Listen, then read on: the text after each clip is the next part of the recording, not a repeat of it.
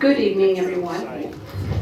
It is 6:30. I'd like to call this meeting to order.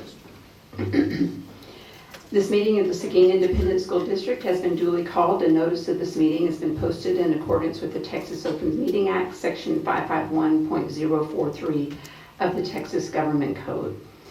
This evening, we will have Ms. Ileana Pesina lead us in the pledges. So if you'll come on up here. And she's a student at Potlawn.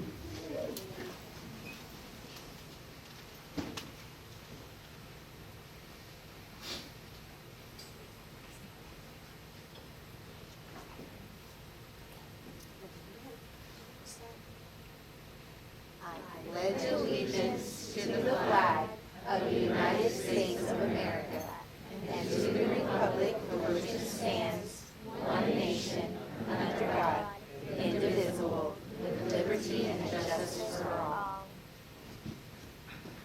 On the Texas flag, I pledge allegiance to E Texas, one state under God, one and indivisible.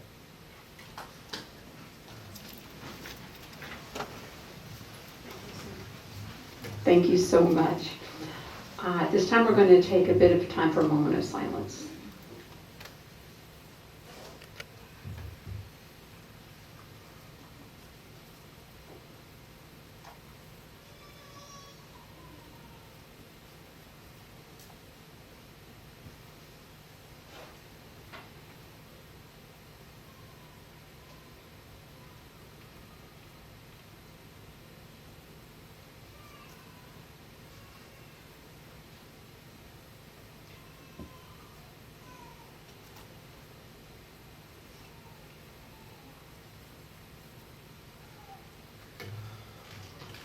All right, thank you very much. I do want to warn the board members, these mics are very loud today, so I guess we don't need to lean as far forward as we have in the past.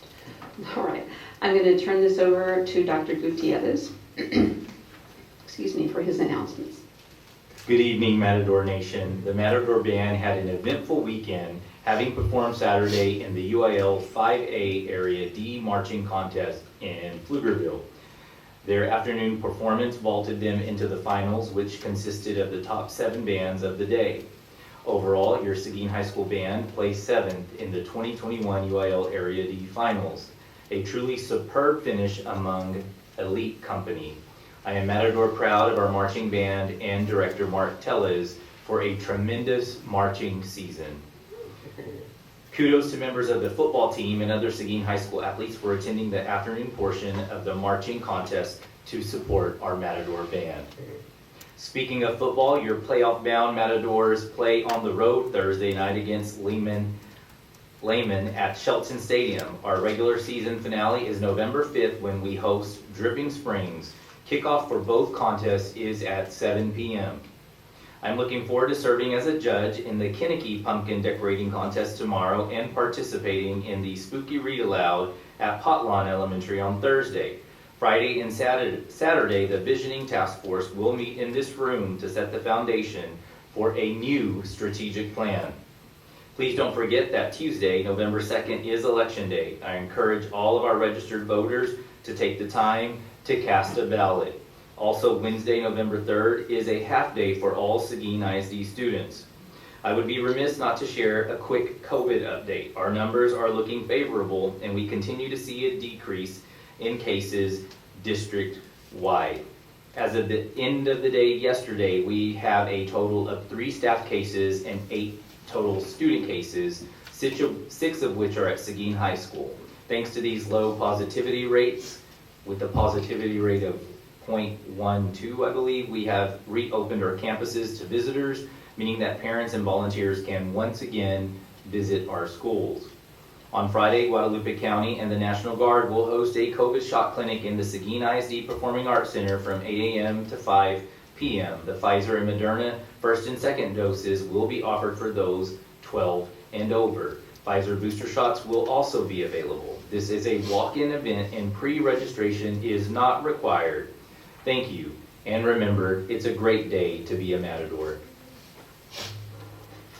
Thank you, Dr. Gutierrez, and those COVID numbers are pretty amazing. I think the community and the schools have done a great job. Next up on our agenda is item 2A, where we highlight a campus, and this evening we'll be taking a close look at Potlawn Elementary.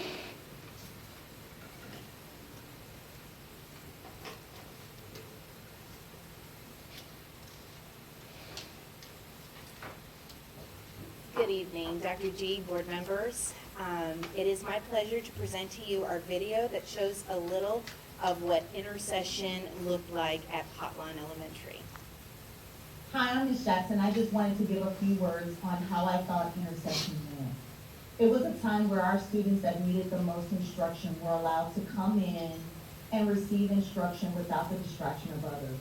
I can honestly say it was a time that the students loved having that one-on-one instruction with their teachers. And it was also a time where the teachers loved coming in for Intersession.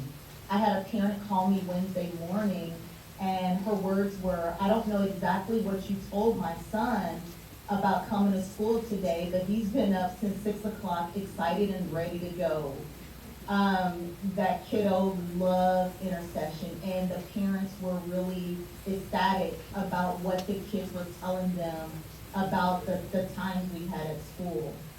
Before I close, I wanted to give one brief thing. Friday morning, it was storming. When I came in, it was about 6:40 in the morning. But when I got here, I'm trying to gather all my things before getting really wet. As I'm approaching the door, I see someone coming to me, so immediately I think scared. I'm scared, I'm trying to rush to get to the door. This person proceeds to say, "Please let me in." I'm still scared, I'm not seeing who it is. I immediately shut the door. And it was a 5th grade student that I had seen before, but I did not know his name. And he said, "Ma'am, please let me in, don't close the door on me." I immediately let that student in, and my question to him was, "Love, why are you out so early? What's going on?" His response was that he'd rather be at school. That touched me that day, and I realized there were a lot of students that really needed to be at school for Intersession. I want to say thank you to Seguin ISD and the board for allowing us to bring those students in for additional instruction for those days. Thank you.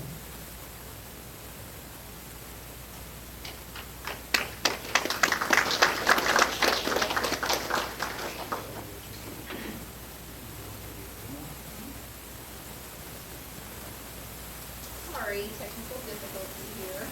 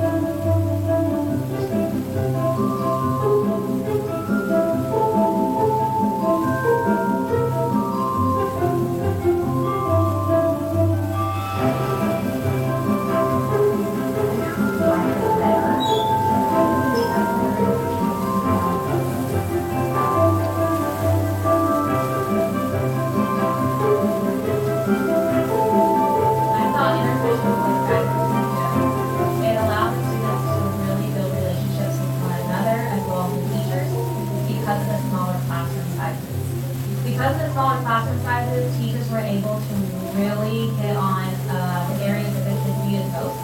And it allowed those students, I really feel, to make a lot of growth in a short amount of time because the classroom sizes were smaller.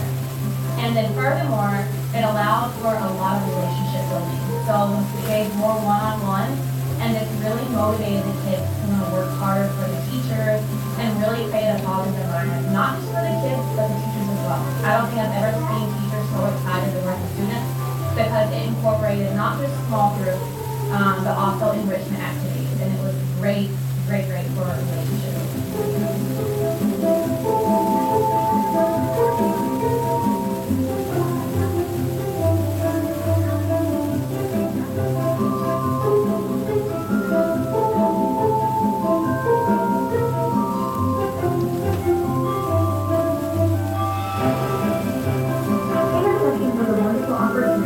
Students to come together to focus on skills that we've been learning in class in a small group setting.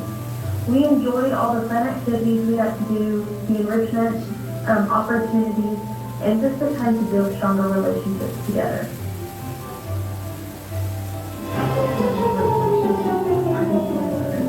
For teachers and kids, we got to work in small groups and enjoy each other's company and to see the community together.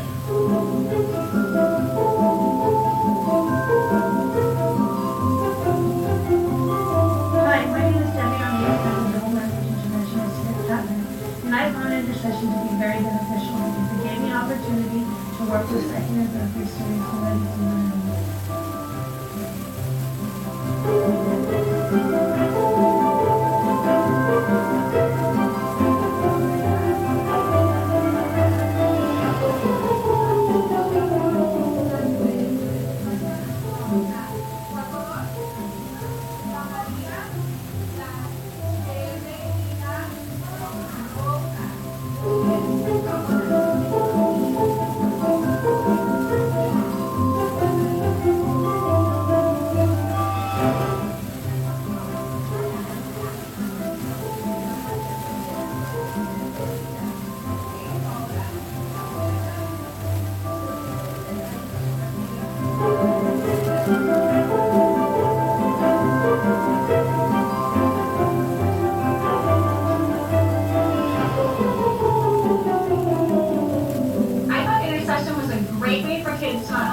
targeted practice, but to have a little enrichment and fun to realize that learning can be both fun and kind of rigorous.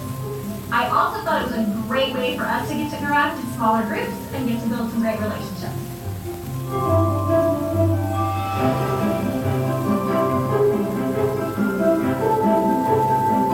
Hi, I'm Sherry Smith. I'm a music teacher, and I did Intersession the first time, and I loved being able to go back into the classroom with the kiddos and work in small groups with them. And we had lots of fun doing some fun activities that they don't normally get to do during their regular classroom time. And I think the kids learned a lot, and it was a lot of fun.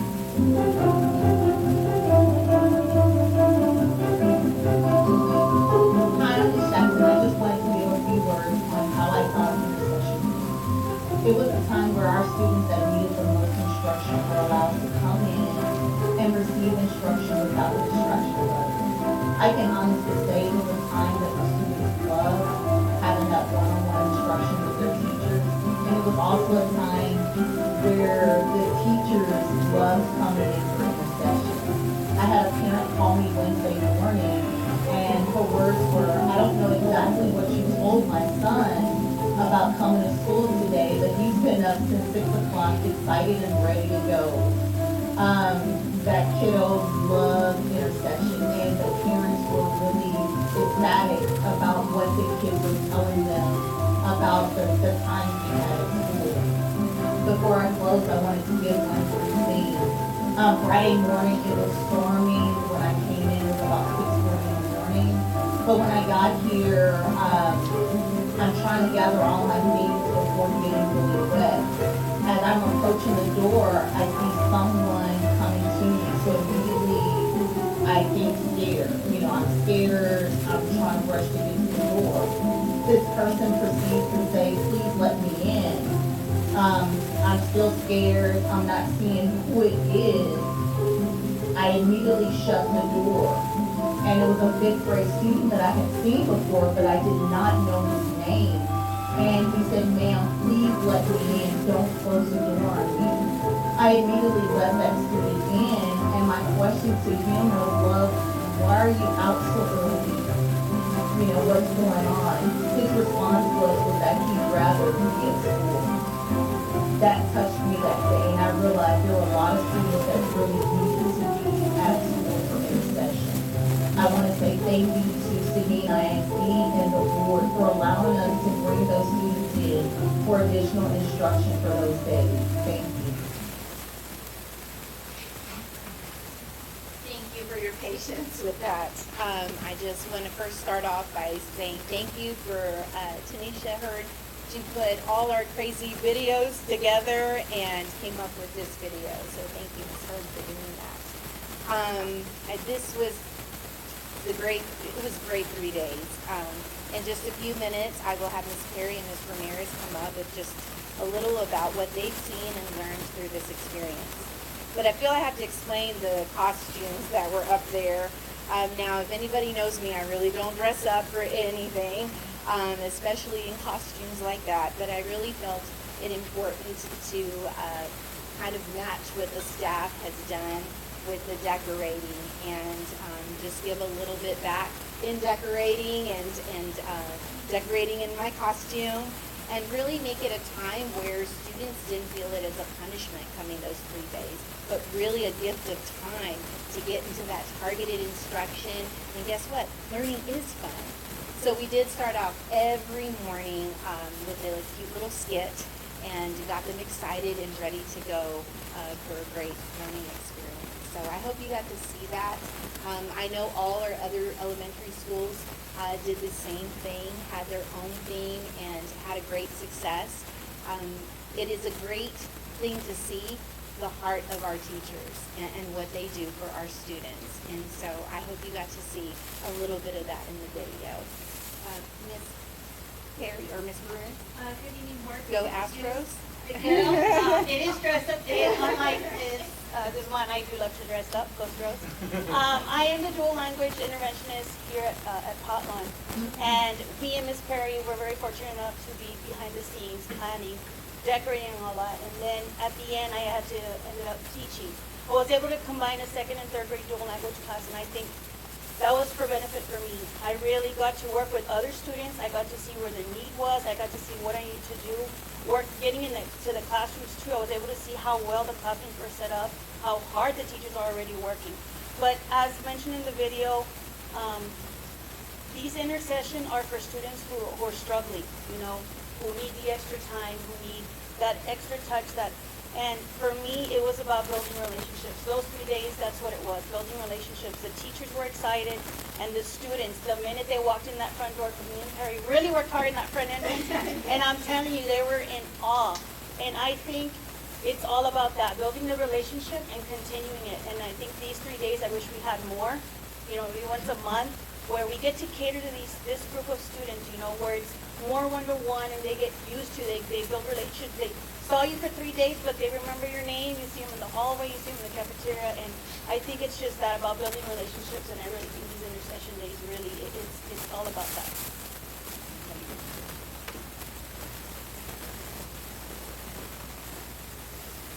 Okay, so I kind of wanted to branch off what Ms. Ramirez said about these kids struggling academically, because most of these kids that were struggling academically were also struggling emotionally too. And these kids that came in, I noticed a lot of things that happened. The first thing I noticed is that there were kids that were typically enemies on campus, and they were put in the same classroom, and lo and behold, they became friends. They were put in an environment where they didn't feel like the pressure was on them. They could do an enrichment activity. They could be one-on-one or, small group table with their teacher, and they didn't have that pressure of being seen as not being, academically on level as the other students. The pressure was not there on them. So it allowed them to open up and share more things with the teachers, and that was reciprocated.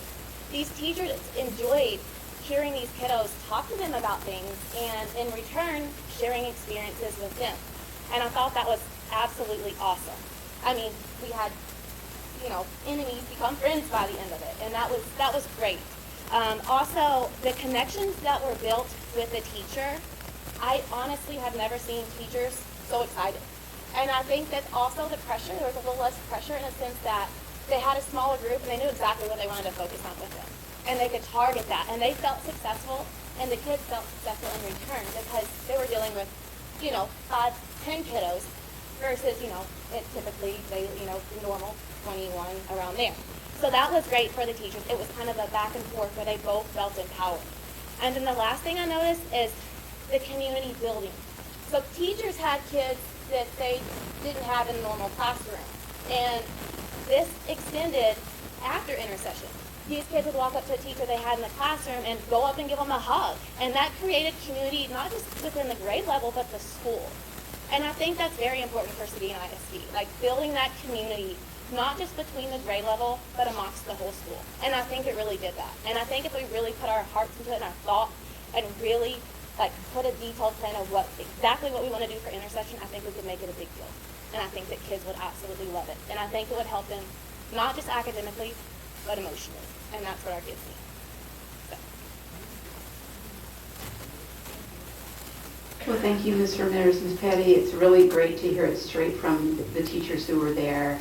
Ms. Guzman, we saw your campus as well as other campuses on social media, and it just really looked like it was very impressive. I think everybody enjoyed it, and I'm sure that they also got a lot of enrichment out of it. So, any other comments from the board? Just want to say thank you to Flat Lawn Elementary for truly making it a magical experience for the students. I had the opportunity to visit and just see the level of engagement and excitement for learning. So thank you all for all of the efforts that you put into making sure that our very first Intersession was a huge success. Thank y'all. Okay, next up on our agenda is item 2B, where we recognize students, staff, and community. This evening, we're going to start off what I hope will be a long-standing tradition. It's something new, so I'm going to turn it over to Dr. Gutierrez. Tonight is the start of a new Seguin ISD tradition of recognizing an elementary, middle, and high school student as the Superintendent Students of the Month. I've asked our campus principals to designate a deserving student that we can honor during our monthly regular school board meeting throughout the school year. I'm proud to say that our first 3 are here with us tonight, and I will ask that they please come forward when their name is called, where we will also have an opportunity to take a photo. And keep in mind, audience, and especially parents and students who are in here, there are over 7,000 students in our school district, and we are recognizing 3 of those students today. So it is a huge honor for our students who are going to be recognized. The first student we are recognizing is from Patlan Elementary School. Eliana Pacina is a first grade student at Patlan Elementary School, and she led us in the pledges this evening. Her teacher, Suzanne Rodriguez, is very proud of Eliana for always doing her best each day. Eliana serves as a prime example of a student who sticks to the Patlan pledge and exemplifies it. She works hard and never gives up. Her parents are Jesus and Veronica Pacina.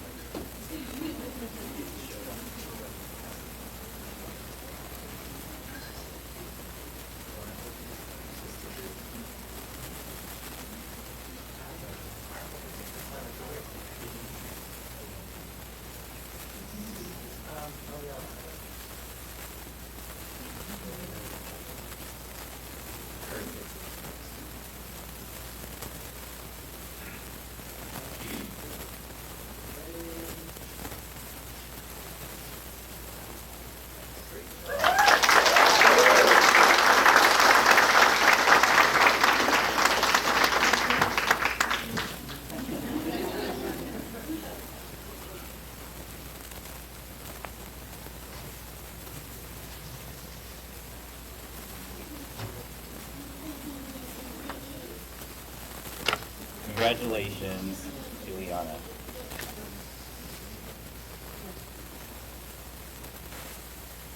Jacob Placencia is a Barnes Middle School 8th grade student. Jacob's teachers report that he goes above and beyond for his school and is an amazing student. As a first period office aide, one of his tasks is to provide tours to new students to Barnes.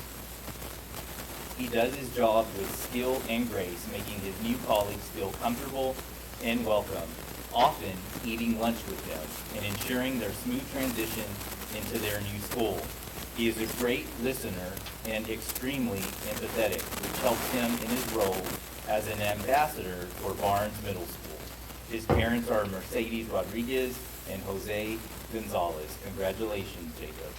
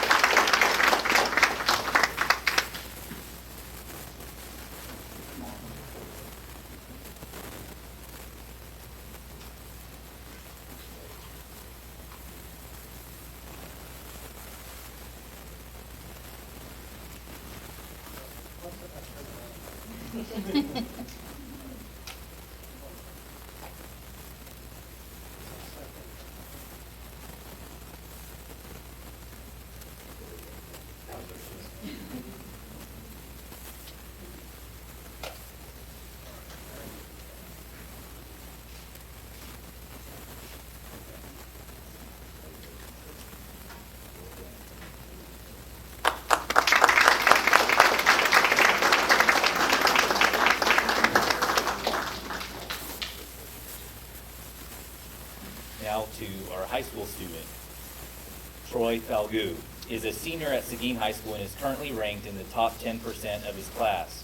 When Troy is not absorbed in his rigorous studies, which involves primarily all dual credit courses and making the All-A honor roll, he is busy serving as the captain and quarterback for the Seguin High School varsity football team. As a student and an athlete, he is a leader and a role model. His teachers and coaches all agree that Troy's attitude makes every day a great day to be a Matador. Troy's parents are Robert and Cindy Falgu. Congratulations, Troy.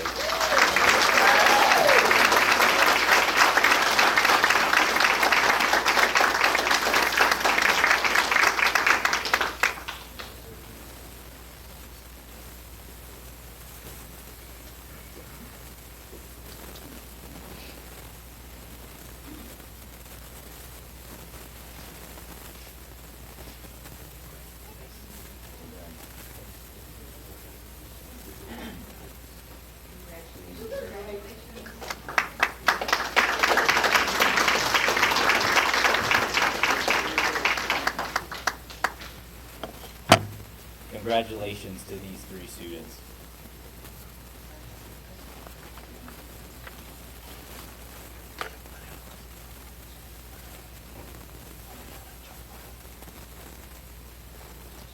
The October 2021 recipient of the Superintendent's Apple Award is a consummate team member due to her willingness to go above and beyond to meet the needs of her students and staff on the Seguin High School campus. For the past couple of years, she has helped facilitate the dream of completing high school for many of our most at-risk students in our flexible school day program. Her students claim that she never gives up on them and that her support is the reason that they graduate from high school. When she is not busy making sure flexible school day students graduate, she is helping build school spirit through her work as the student council sponsor. She tells Dr. Esquivel that she is involved with the student groups because she wants our students to have an amazing experience at Seguin High School.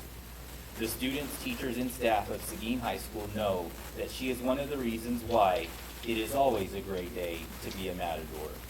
Let's have a hand for Seguin High School Flexible School Day Coordinator and Student Council Advisor, Michelle Avalos.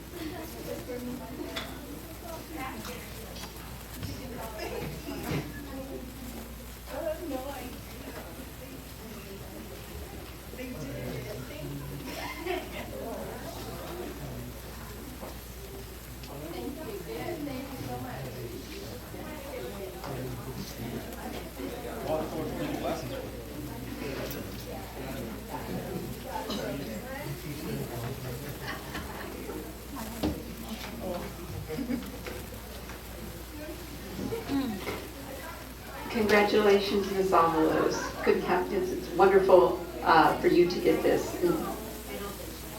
No, I don't think she is. She's still celebrating with her family. She's just glad she's not on the hot seat. Yeah. All right, we'll move on in our agenda to item 3, which is audience with the board.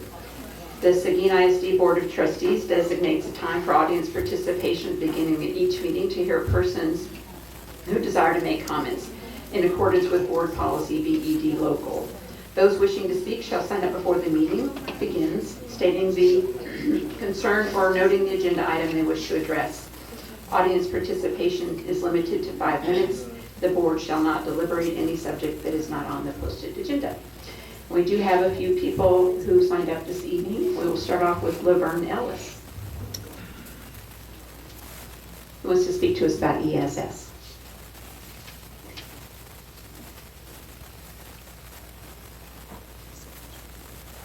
How y'all doing today? Never had to do this before, but I gotta come here today. Okay, my name is Laverne Ellis. I've been working as a sub for Seguin ISD for 21 years. Okay, this year, I am not happy with this company y'all hired, ESS. And I'm probably not the only one. But I'm just gonna give you some issues that I'm not happy with is that, okay, right now, you know, people have COVID and the teachers are out for like 2 weeks. I don't understand why you just can't ask that sub that's in there, can you come back, would you mind subbing for 2 weeks since this person is sick? You don't have to tell why the person is sick. Okay, and because right now what's happening, another sub after another sub after another sub, and also if you're at the high school, like you have a conference, you're also going in there. This period, another sub going in there, that period, another sub going in there, that period. So how many people are you exposing to COVID? Because you already know the person had COVID. And it would be better if you just have one person, maybe, instead of having 10 or 12 people exposed to that one classroom that you know that person is sick with COVID. So that's what's going on. Okay, that's one issue. I talked to Elsa about this, what is going on with ASAP. Why is nothing out there? She said Seguin ISD have this 20% percentile, which means if you're not in the top 20% of it, you're in the back end. In other words, is if you're not one of the favorites in the 20% for the school district. And she gave me an example, like she had a position at the high school, and she said, and it was 11 o'clock when I called her, and she goes, well, you're not going to get see that position in ASAP until 4 o'clock. I'm like, why till 4 o'clock if it's not there in ASAP? Because you're not in the top 20%. One of the favorites. Like, what is that supposed to mean? She said, that has something to do with Seguin ISD. It has nothing to do with us. But we're trying to move that down to 10%. And so, instead of being 20%, if you're not in the top 10%, then you'll get to see it earlier. So it's like, you pushing us, the ones that have been here forever, you putting us on the back end, as opposed to being up in the front. We've been here. We know these students. We know these teachers. But you got all these new people that are coming in, they don't know these people. And the teachers don't know these people either. And the teachers were told not to even put your absence into the system. You give them to the secretary. So the secretary put them in, it goes to ESS. Then she sits there and put them out, whoever she wants to put them out to. So again, if you're not in that top 20%, you're going to be on the bottom. You're going to get pushed to the back. It's almost like you have to beg for a job every day. Because by now, my counter will be full with positions to an assignment at a different school.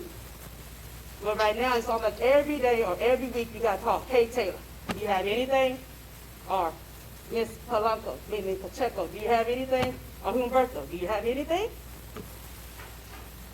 And it should be that way. That you'll put this system out here called ASAP. You spend all this money on it. It's not being utilized. You can go look at that system every single day, you'll never find anything. Not a thing.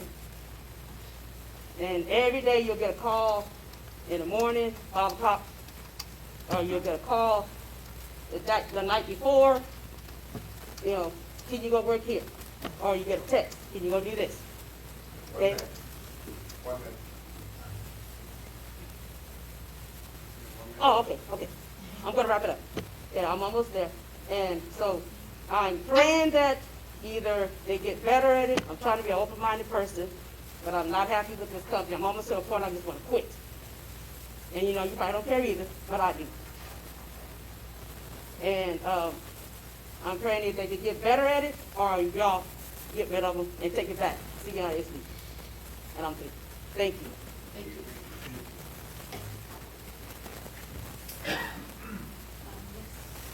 Next up, we have Alvin Mock, M-O-R-K. Did I read your name properly? No, it's Morales. Morales, okay. Good evening, board. How are y'all? My name is Alvin Morales, and I'm here to talk about ESS. One of the teachers mentioned to me she cannot comprehend how she has a paycheck with only 1 day pay when we are short on subs here in Seguin. I heard that ESS is pulling people from San Marcos and New Braunfels to fill the position we have taken for years. I've been with the board for with school for 7 years. Off and on, it reflects on your end 3 to 2 years, if I'm correct. Because every time I go to my school or I put in my information, I'm considered as a new hire, is what they tell me. Last year, our ESOP was filled every day for at least 2 weeks in advance with no problem. Now I wake up at 5 a.m. and go to bed at 11 p.m. in the hopes to get a call or something posted on ASAP for a work position the next day. It seems that someone has dropped the ball. Second, we subs would like the rate of pay for the elementary schools to reflect the high school. The pay is so low compared to the middle school and high school, it should be uniform throughout. We do a great deal more work at the elementary level than the high school level. So why doesn't the pay reflect the amount of hands-on teaching that we do, the subs, with the students compared to the higher level students? Most of the regular subs have been here for several years and have never had a problem getting jobs until now. Finally, I believe that if you make the pay uniform for elementary and high school, you will have the employees stay with the school district longer and be happier in the long run. Please take my information and use it wisely for the future, subs, teachers, and myself alike. I yield my time to my partner, which will talk about ESS also. Thank you, Mr. Morales. Next up, I believe, is Rosie Stanley. No, I can't read the writing, I'm sorry. I can move to the next person, which is Mary Ellen Mendez.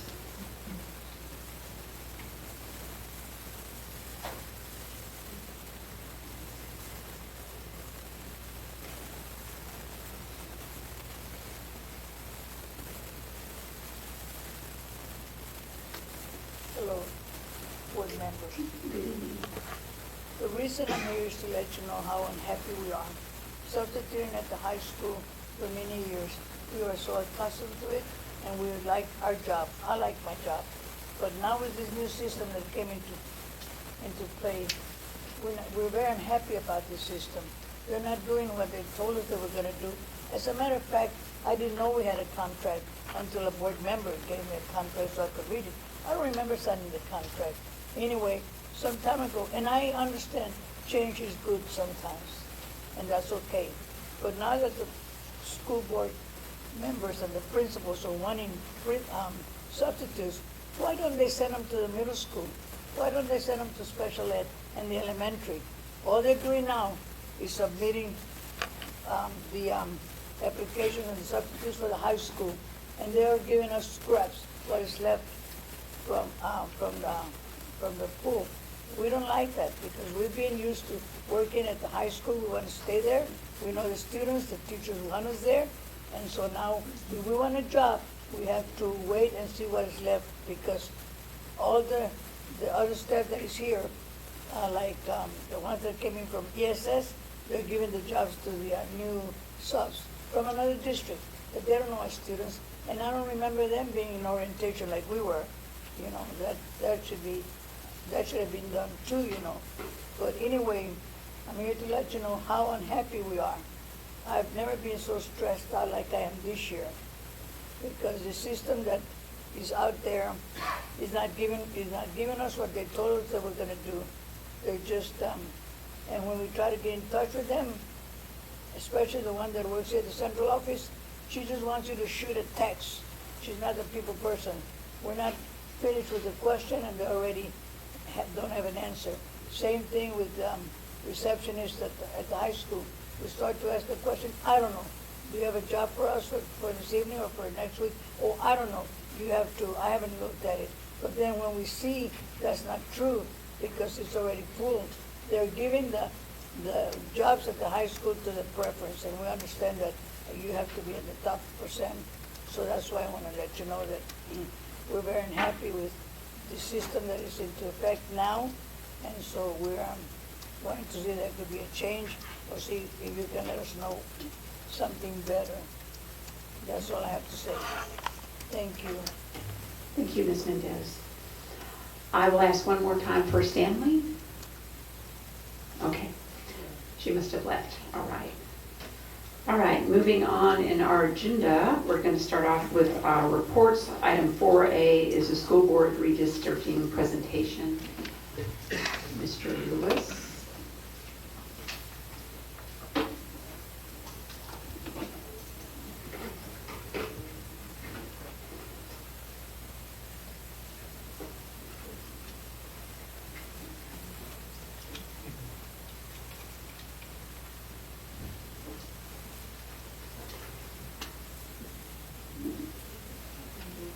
And I believe we have some visitors from Walsh Gallegos as well, yes.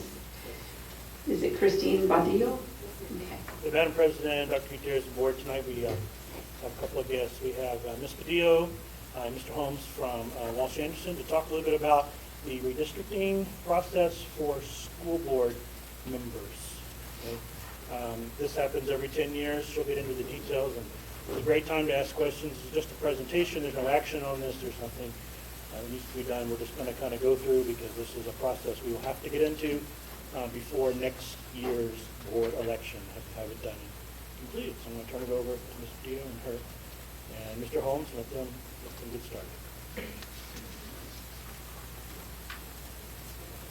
Hi, good evening, Dr. Gutierrez, board members. It's a pleasure to be here. Can you hear me okay? Yes. As he mentioned, I'm Christine Badillo. I'm with the law firm of Walsh Gallegos. This is my colleague, David Holmes. And we will talk to you a little bit about redistricting. We promise not to take over your whole evening. A legal presentation, you know, is best short and sweet. So we'll try to keep it that way, but we are, of course, happy to answer any questions that you have as we go through. So just to begin with, for those of you, has anybody been on the board for 10 years? No? Okay.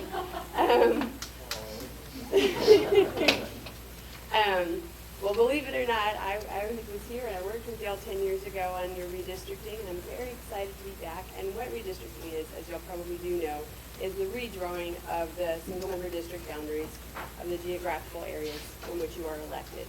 Right, so it's for anybody listening, and it's not to do with feeder patterns or school zoning, those kinds of things. It's really just about voters and voting and the geography of your school district.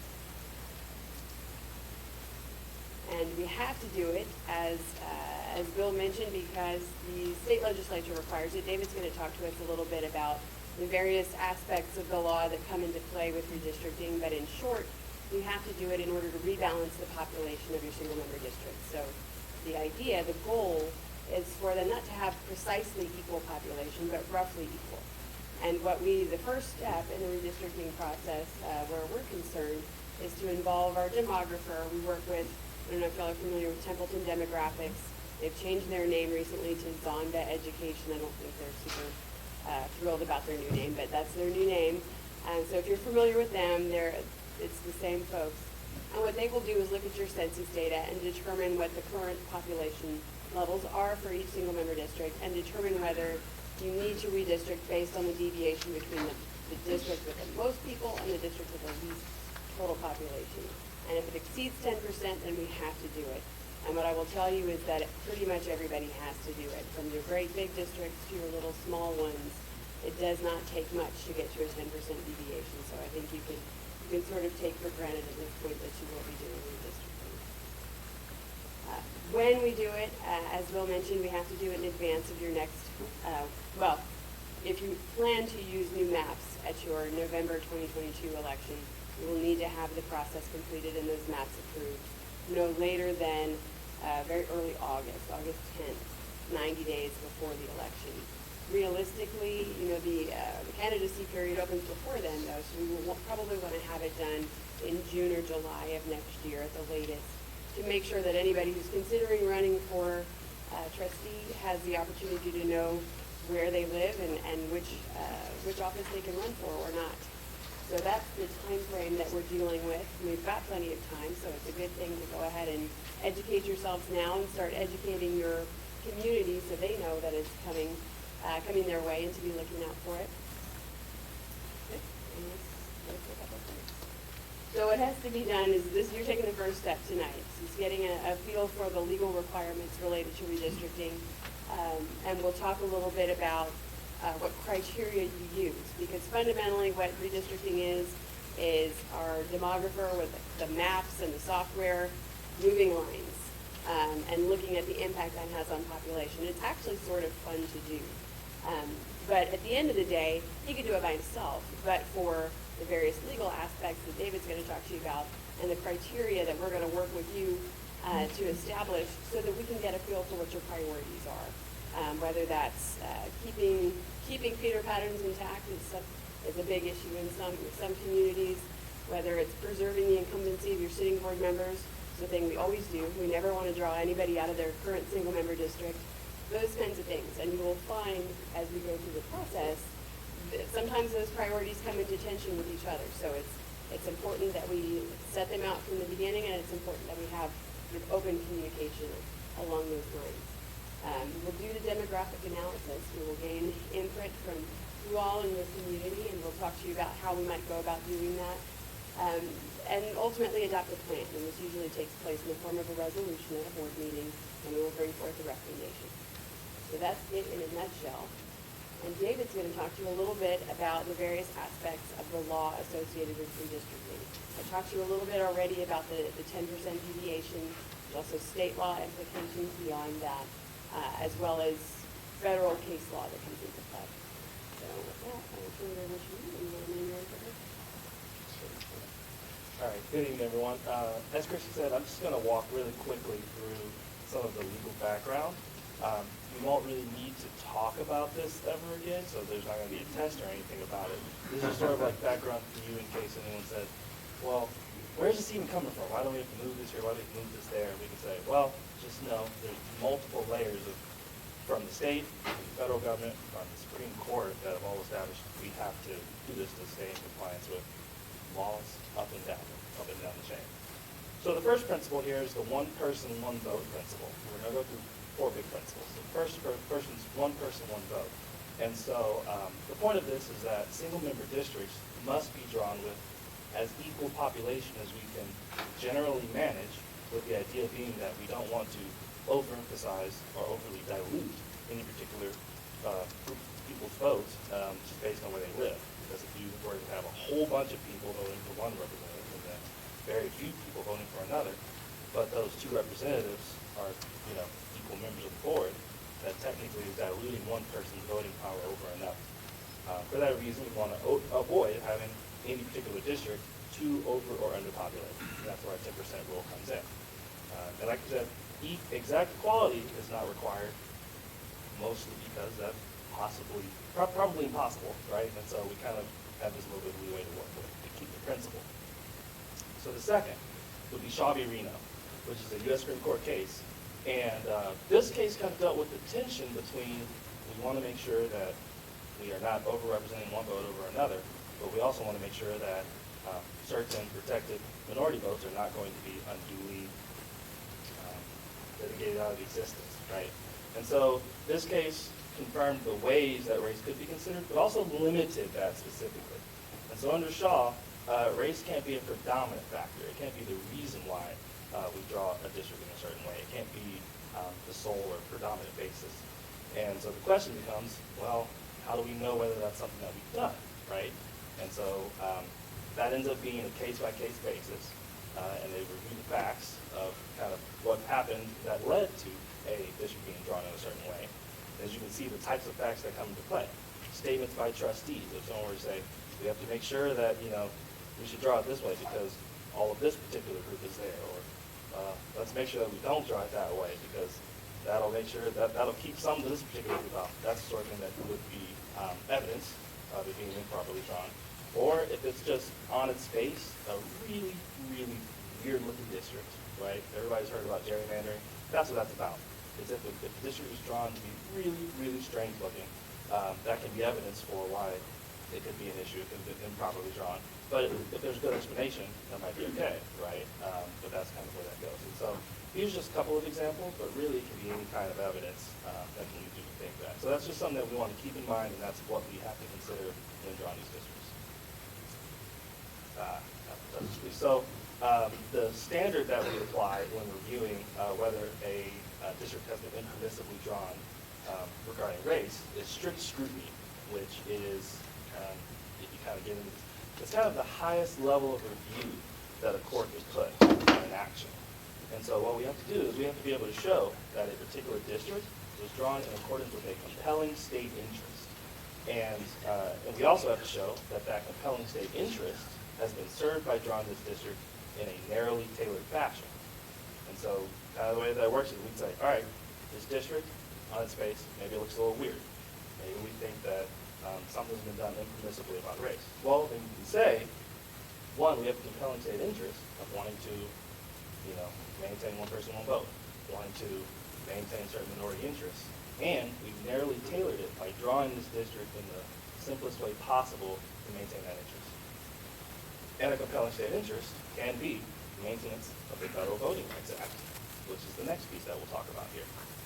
So Section 2 of the Voting Rights Act, 1964, it prohibits any voting qualification, prerequisite, standard, practice, procedure, you get the idea, that results in the denial or unfair limitation of any U.S. citizen's right to vote on account of race, color, or status as a member of a language minority group, right? So what this really means is we just have to answer the question, are we doing this to avoid committing an infraction against this act? And if that's what we're doing, we can show that that is a compelling state interest. We've done it correctly. Wow. Quick version there. We've got one more. And the last would be state law. And so these are just sort of local interests, local requirements that are added on in addition to the constitutional interests, in addition to the requirements of the Supreme Court and requirements of the Voting Rights Act.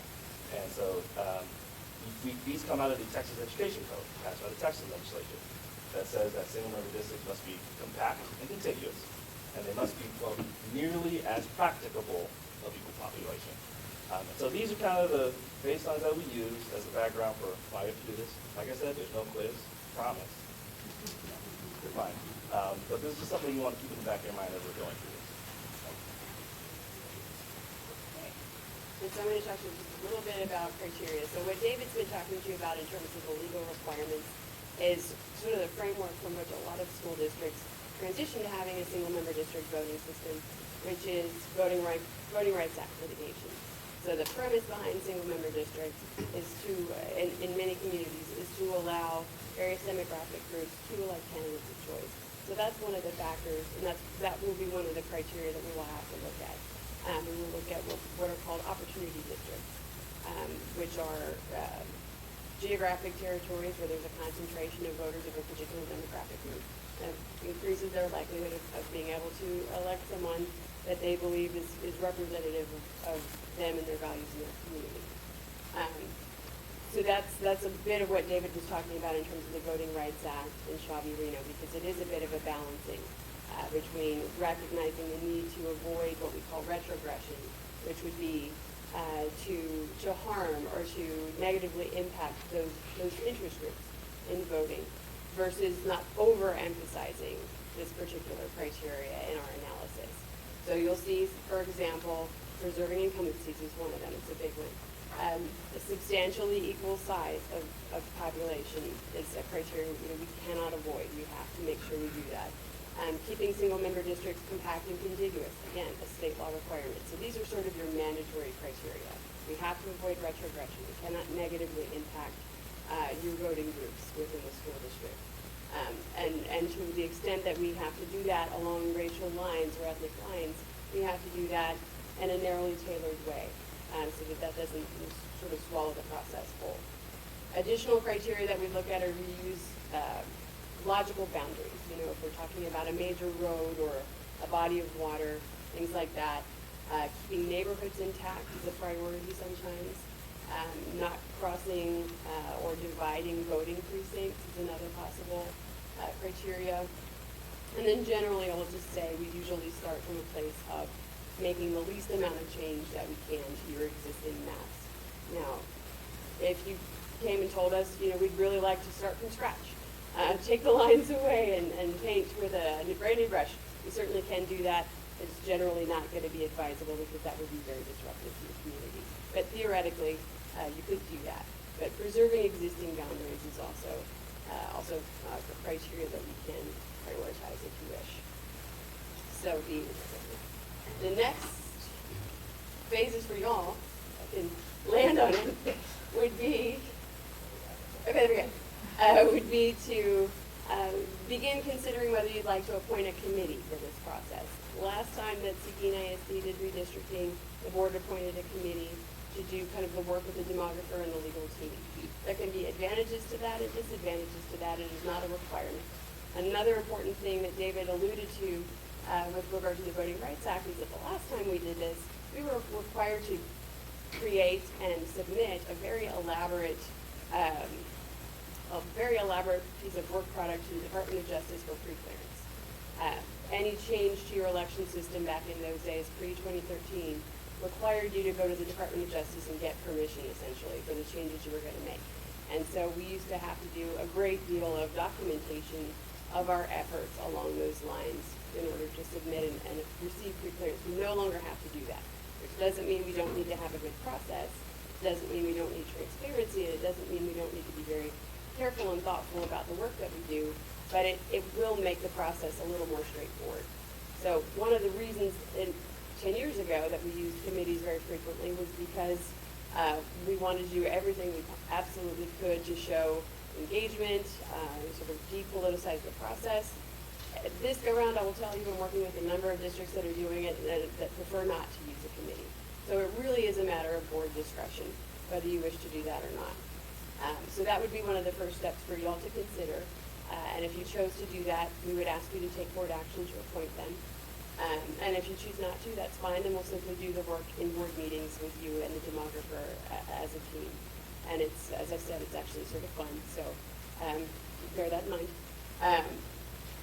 Once we get into doing that, we will look at your data, we will do the work of the actual moving of lines, and then we'll just absolutely make sure your community is brought in on the process in whatever way that suits you and is in keeping with your values and your priorities for the school district.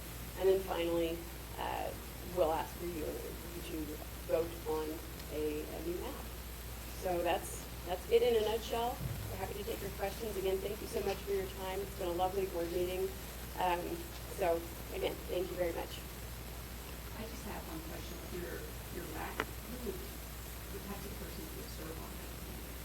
What we've done in the past, if you happen to have someone in a school district I'm working with right now, happens to have someone locally who has mapping software and is into it, so that was a perfect guy. People who know your community. Real estate agents make good candidates because they know the geography, they know where development is happening. One time we had a postal worker on a redistricting advisory committee. It was a great source because they know absolutely where everybody lives and what side of the street is and what precinct and whatnot. So it's people who are invested in your community, people who know how to participate in teamwork. Those make good candidates for redistricting advisory committee members. Any other questions? No. All right, this sounds like we're starting the process. We're starting the process. We are. That's all you can do. One more question. If we didn't have a committee, how many meetings do we have to devote to?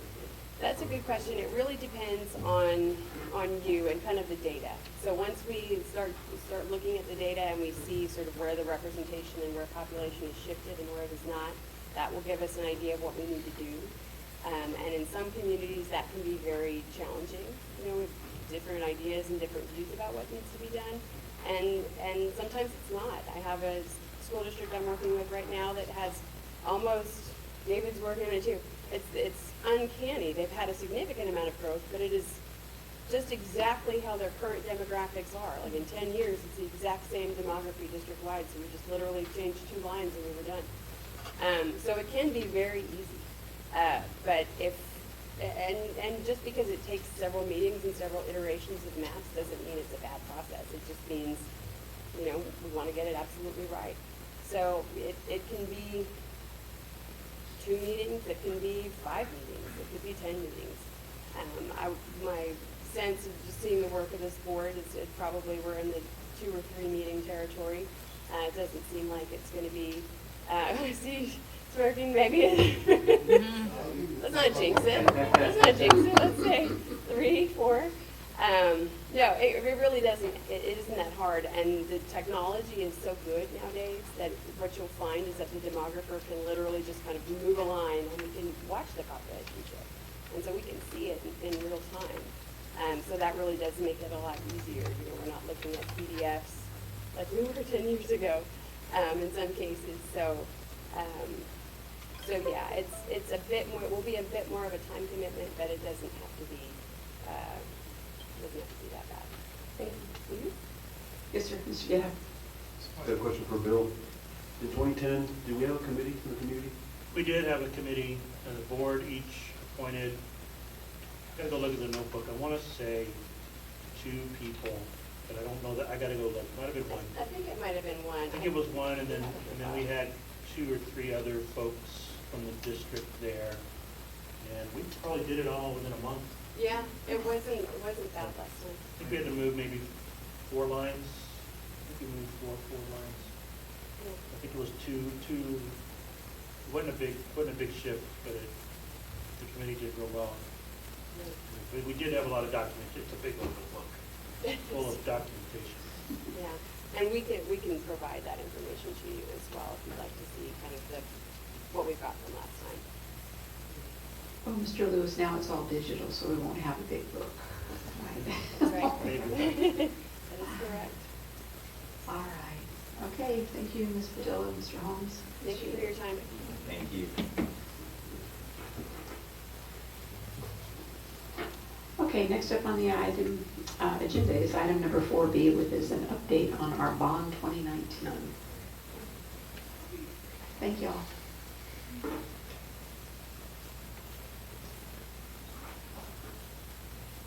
President Thomas Jimenez, Dr. Gutierrez, board. Tonight we're going to have an update on our 2019 bond projects by Ms. Robin Popa. And she's just going to talk a little bit about, we're really going to focus on a little bit on just kind of closing out since Jefferson's done, and then the majority of it will be on the HAB project at this point. I didn't even realize you were here. You're behind the pole. Glad to see My you. hiding spot. Yeah. Can y'all hear me okay?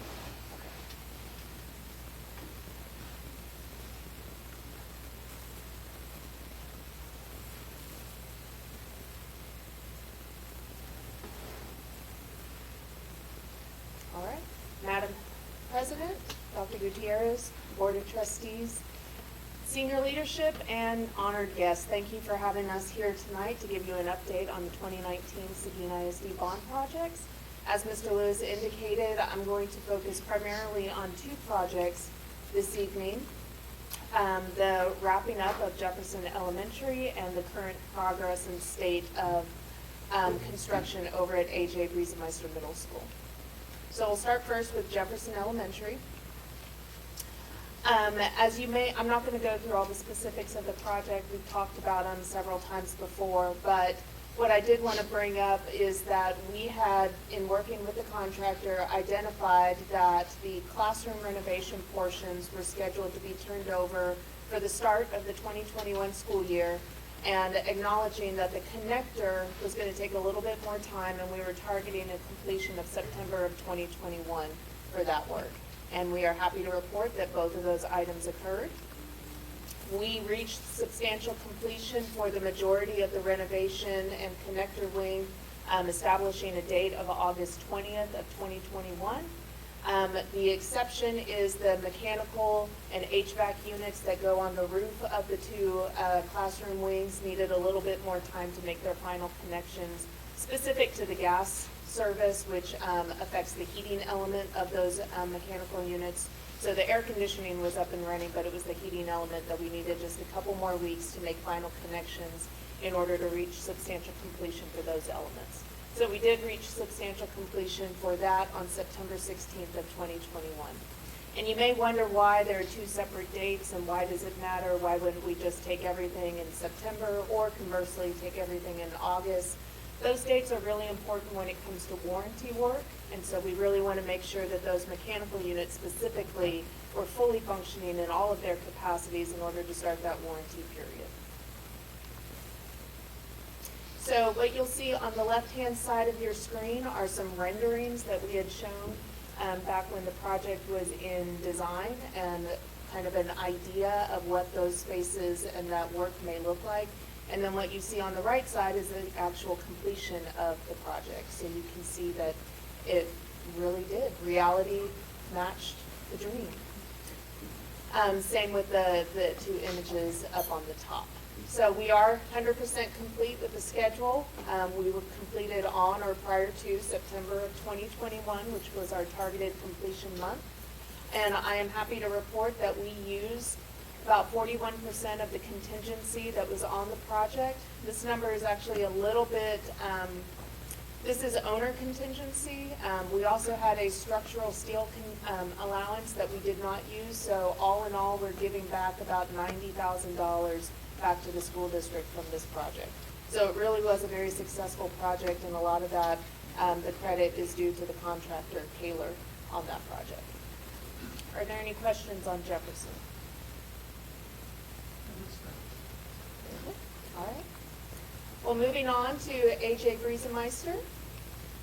As you'll recall, we have a very significant project going on over there. Everything that's highlighted in red is going to be a portion of the school that is going to be renovated. The blue are the additions that we are doing to the campus. And so you will see that the 2019 project touches every square inch of that campus.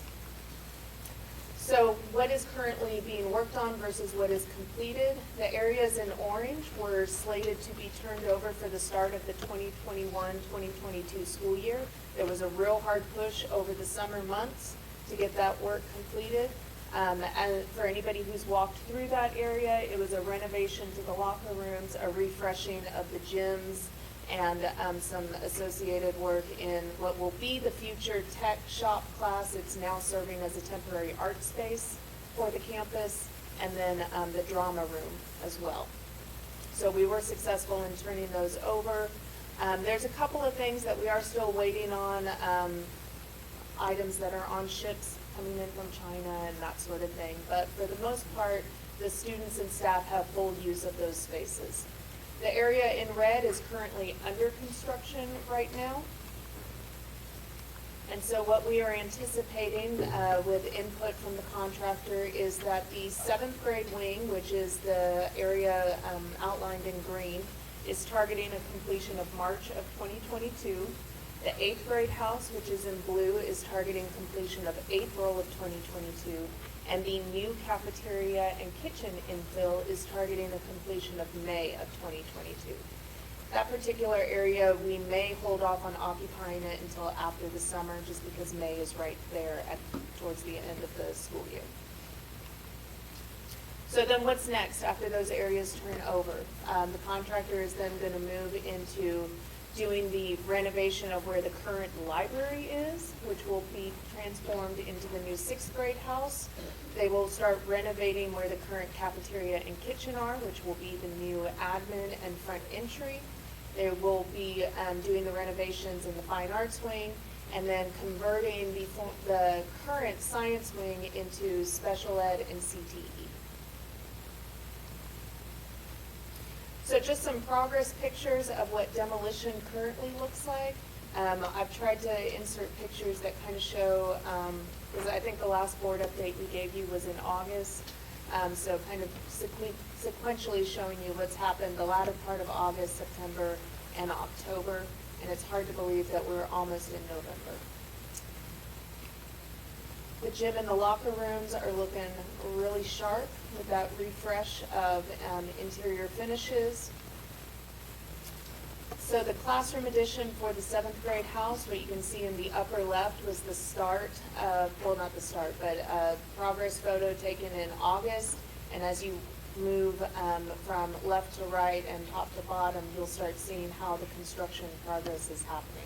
In fact, if you drive out there today, there's even more steel that's been erected since that photo was taken less than a week ago. 8th grade house is a similar story, just slightly lagging behind. Remember, that one was anticipated to be turned over about a month after the 7th grade house, but you'll start seeing that the foundation is being prepped and poured after utility trenches and stuff are being dug.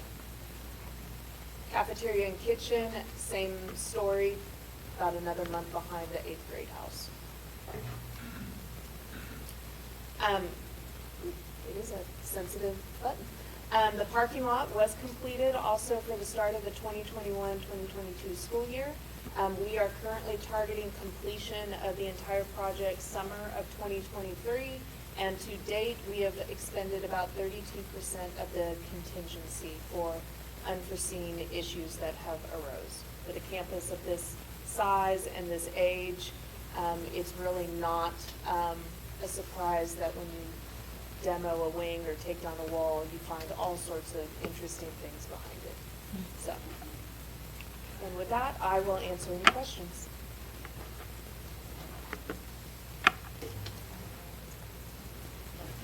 Yes, Mr. Guerra.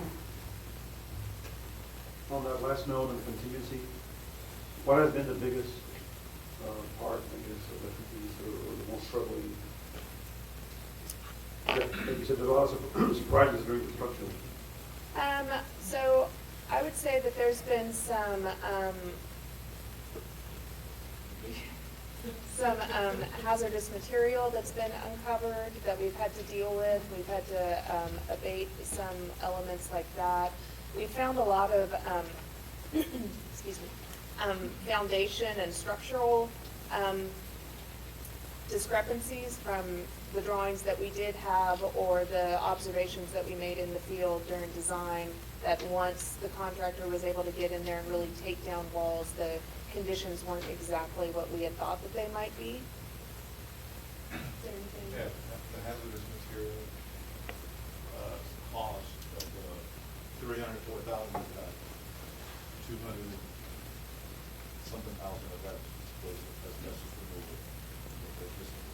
There's also been a lot of utility work that we've had to do, sanitary sewer lines that are old clay pipe that have been basically deteriorating over the years, that we've just kind of made a decision after the contractor and his subs have scoped it, said, you know, it's really not viable for much longer, so we need to probably, that would be a good use of contingency money to go ahead and replace the line altogether rather than relying on praying that that clay pipe holds out. So a lot of utility work was uncovered as well.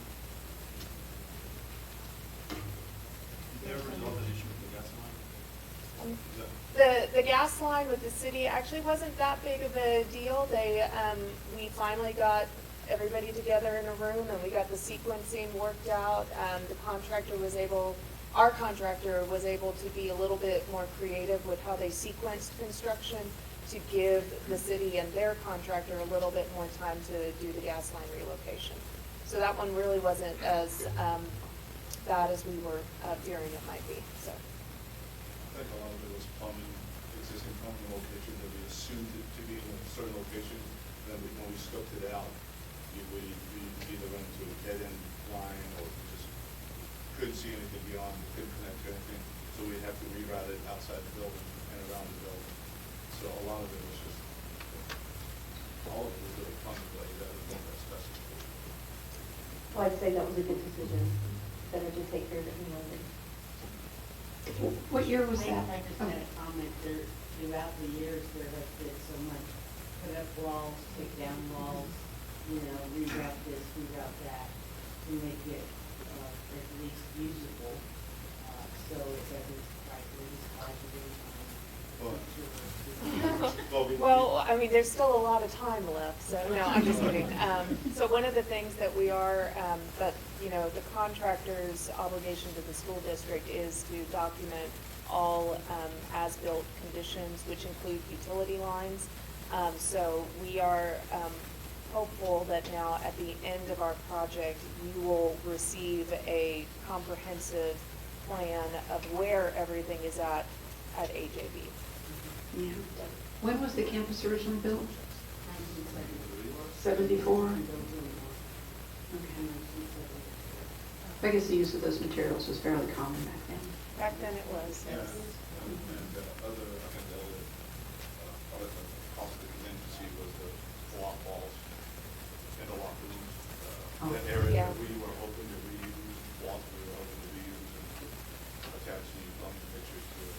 Those things just crumbled out when they started coming out. So, or you could lean on a wall and it would start moving, so that part wasn't. It was turned over in March 1974, but I don't know when it started, probably about 2 or 3 years in advance, I would guess. So I think the big picture item is hoping to do no more ceiling wall and issues for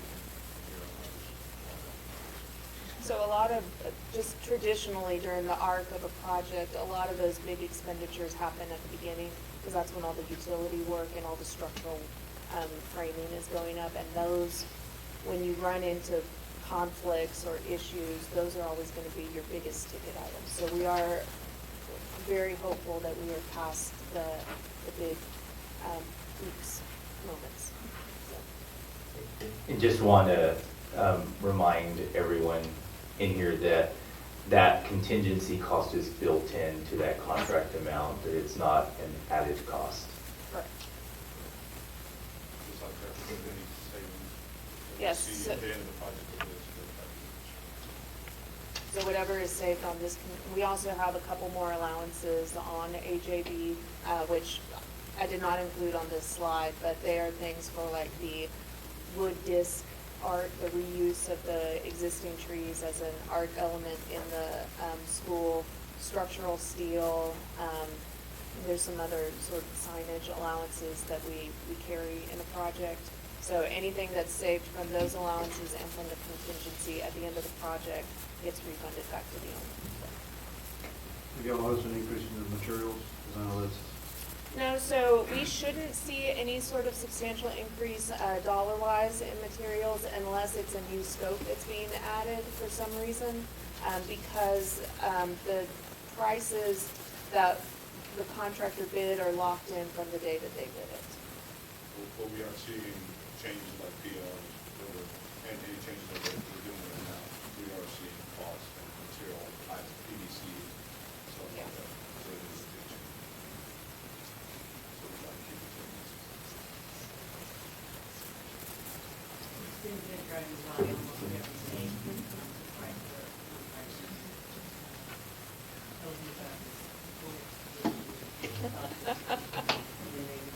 And I'm really pleased to see they're working on the weekends, sometimes even on Sunday. Yeah. Thank you.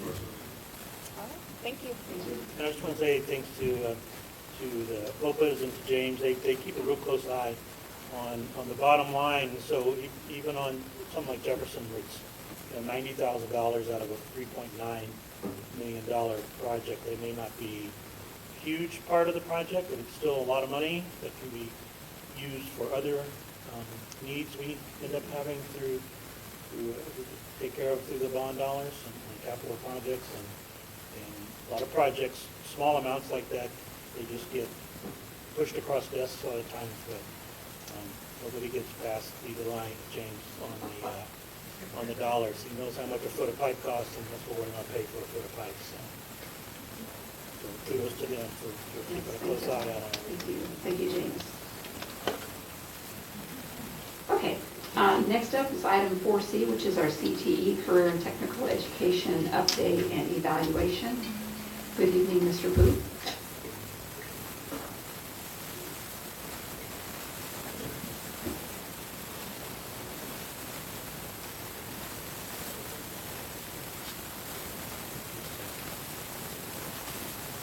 Madam President, Dr. Gutierrez, members of the board.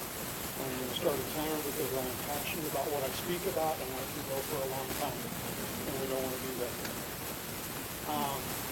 Just to give you a brief at a glance, our CTE program currently we have 23 teachers who are teaching at least one CTE class. I believe 20 of those CTE is their primary or only focus. And we do teach in 11 different career clusters. We have 18 programs of study. 20 industry-based certifications that we currently offer that do meet the CPA, CCMR requirements. We are an NCCER training facility in both construction and in welding. And we also are an AWS, which is the American Welding Society training educational facility. And we're an Adobe Certified Testing Center along with a Microsoft Certified Testing Center. You're going to see a lot of acronyms, and so someone made the suggestion, and I thought it was a great suggestion, to add at the end of the presentation, there's a page that literally has what the acronyms are. I know you each have this, and so we'll go through fairly quickly. Looking at the first strategic priority for Seguin ISD, which is improving student learning through improved instructional practices. Some of the instructional tools that we use, we do use Zello, and as an instructional tool, that is one where our students starting in middle schools have the ability to go in and start career plans. And so they're able to focus on what they want to do, and their courses then can be aligned with that. They work with the counselor on that, and they also work with our CTE staff. Our CCMR coordinator is also going to be working with Zello in depth as well. We also do use Google Classroom. We use Jasper Active and Geometrics, and we also use ICLE, and I do have a slide for each. I talked a little bit about Zello already. They have individual portfolios, they set college and career profiles. Students basically are able to go in and do assessments of what their skills are, what their likes are, what their interests are, and then they use that to then feed into, okay, these are the programs of study that fit what I want to do with my life. And we do, one of the challenges with that is, we start with our students at 13 or 14 years old with that. I'm a lot older than that, and I'm not sure what I want to do when I grow up. And so we do have students changing as they go through high school. And we do accommodate for that. The Google Apps for Education, we do use Google Classroom. Every teacher has a Google Classroom set up in the event that we're prepared. If we have to go to a remote learning environment, which thankfully this year we haven't had to do, we are prepared if that does come up. Additionally, we use the Google Suite. The Google Suite allows for students to collaborate and teachers to collaborate live. With Microsoft Word, you can, and you're all familiar with this, you can save something and then send it to somebody and then they can work on it. But collaborating live in real time can't happen. But with the Google Suite, they have the ability to both be working in the same document at once, making edits together, and they see it in real time. We are using Jasper Active and G-Metrics. Jasper Active is something we added last year.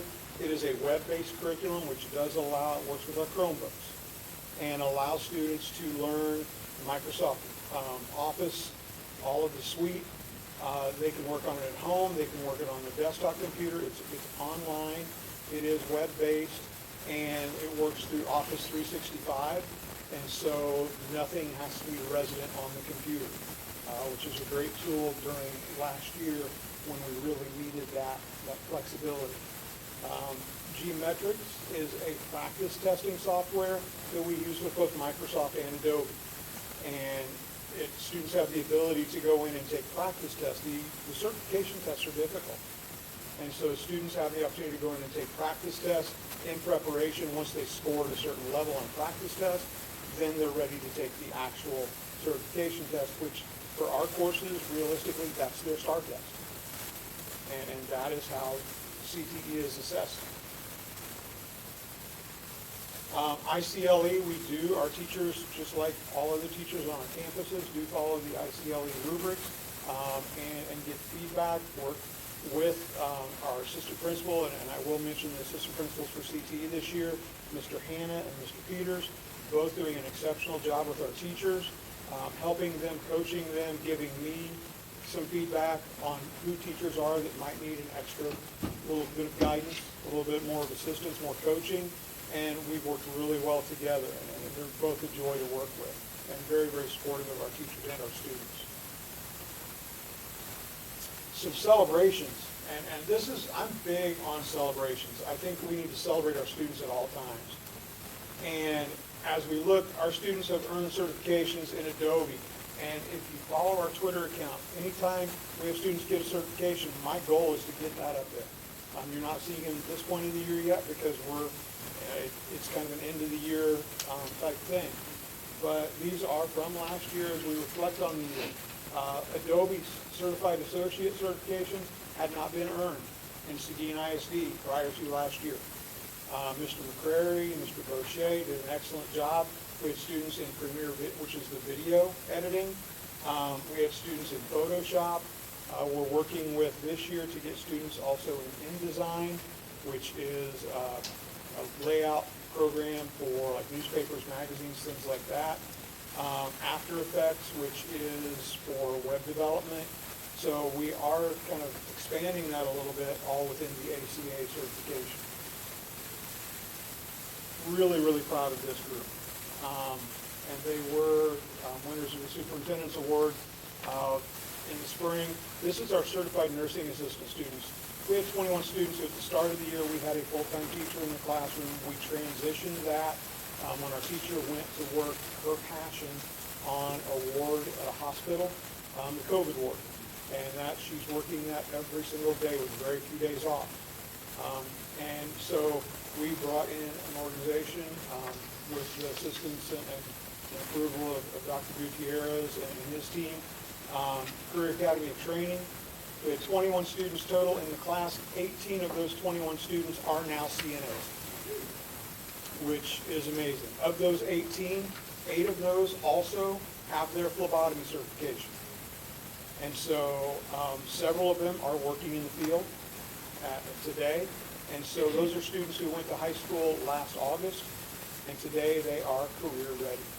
And that truly is our goal. That's a success for us. A cosmetology license, written and practical exams.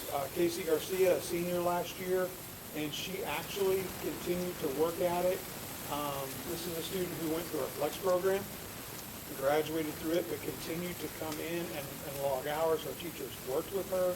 She is now a TDLR certified cosmetologist working in the field. And a great young lady who just really put her nose down and went to work. And that is the first cosmetology license that I believe we've had in the last 3 to 4 years for Seguin ISD. That number will grow. And that's a promise from me. That's a program I am passionate about. That's life-changing. It truly is life-changing. In total, NCCER, which is the National Center for Construction, Education, and Research, They do certifications in core curriculum, electrical, and core curriculum is the first course. It's safety, it's the basics, it's the tools. Our freshmen take that class. But that course, that certification is on the TEA list for college career and military readiness. We had 53 students last year pass that core curriculum. Most of those are freshmen and sophomores. So we won't see that on our TEA grade card for the next 2 to 3 years, actually 3 to 4 years, but they're there and they've completed that. They are now working on electrical, HVAC, or welding, which is the AWS certification. We did have the nursing assistants. We did have 18 students who received their OSD V1.1. That is a certification in the welding industry.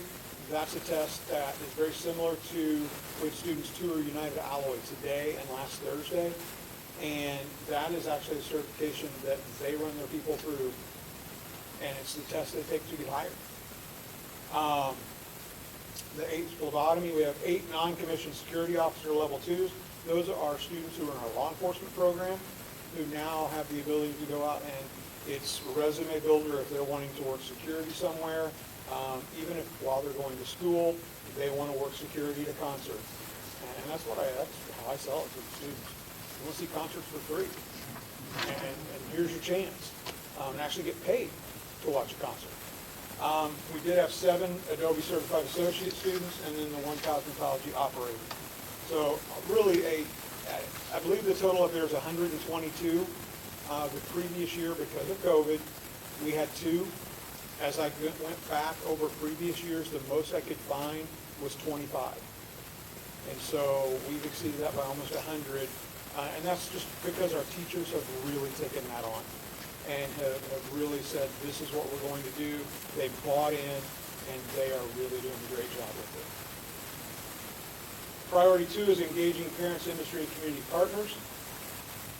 In doing that, we do have industry and community partnerships. The parent involvement, a lot. We did a charter course, and we'll talk about each of these community events that we've done and our student organizations. Our industry and community partnerships, you see a lot of them here. I have added a few from last year. Southern Winds Veterinary Services is new. I believe VCA is new and it's up there as well. So there are some new ones, and we've also expanded on our relationships with several as well. And I'm looking for CMC, and I don't, yeah, there we are. There in the middle. We are expanding that relationship as well, which is something that has been being worked towards for a while. It is happening. And I'll talk about that in just a moment. What is this thing?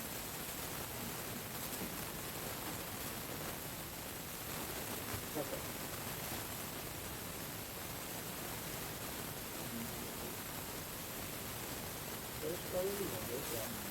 Okay, there we are. CMC Steel.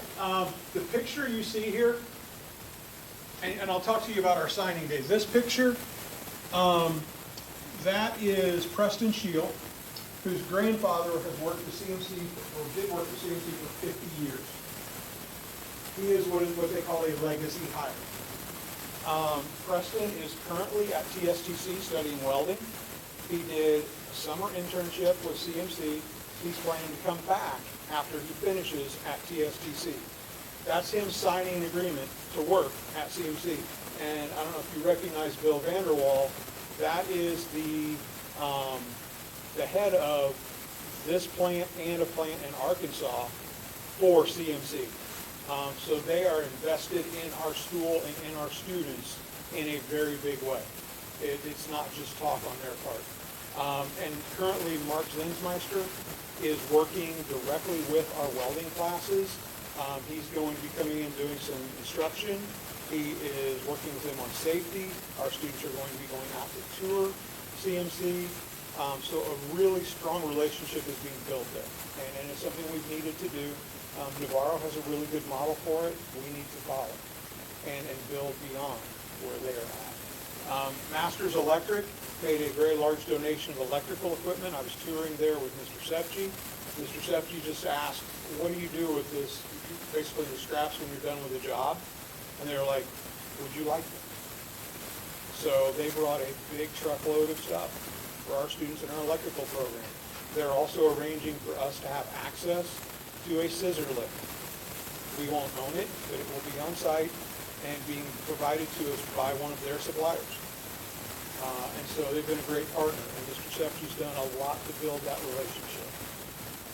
Main Street Seguin, our welding students, you're going to start seeing those planters in downtown Seguin. It's been a labor of love. It's taken longer than we thought it was going to take, but they are done, and they are in the hands of the Convention Visitor Bureau. So we're ready to go with that. Chart Your Course. In the past, if you're familiar with Chart Your Course, it was the way that we introduced our programs to the middle school parents.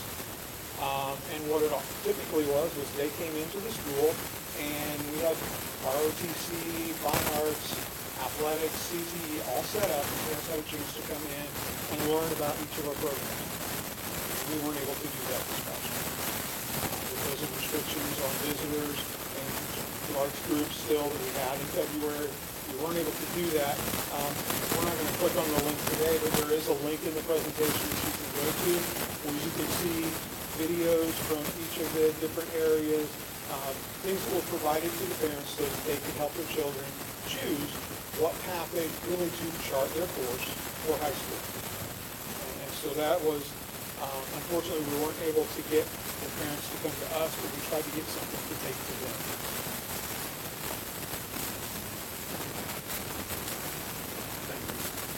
Student organizations, the top one, as you all know, DPA, and I know one of you has been actively involved in DPA as a student yourself.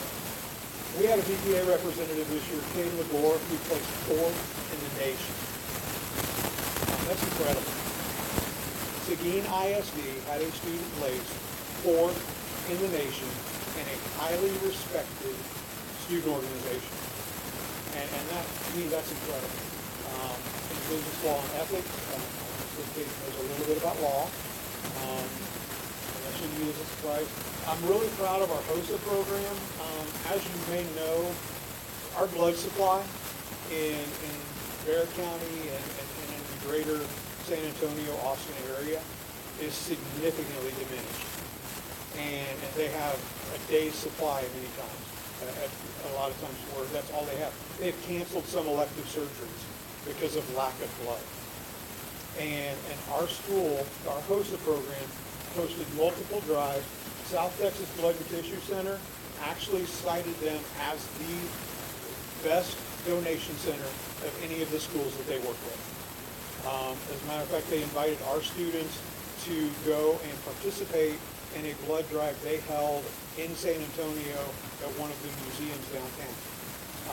As a part, just kind of as a reward for our students and for them to see something outside of just the school.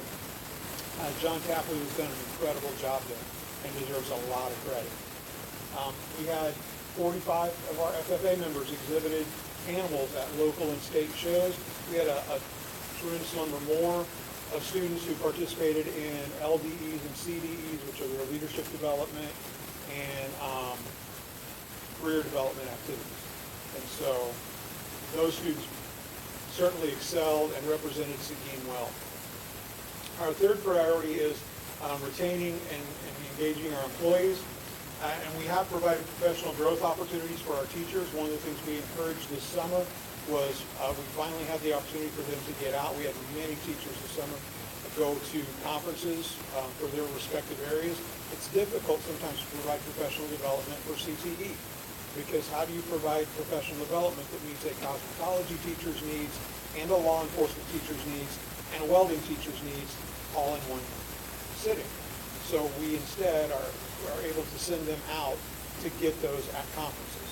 And we had a number of teachers go this summer. We're still working on building a team culture.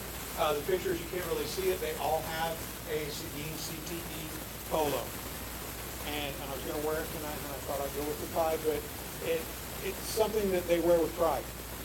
They take pride in their programs. We developed a new logo, something that they could all come around. And so it's great to see that. And we are building great relationships with our teachers, because the reality is our teachers are the lifeblood of what we do. Dr. Esquivel back here, myself, we can lead, but the bottom line is our teachers are who see our students every single day. And they're the ones who guide them to be successful.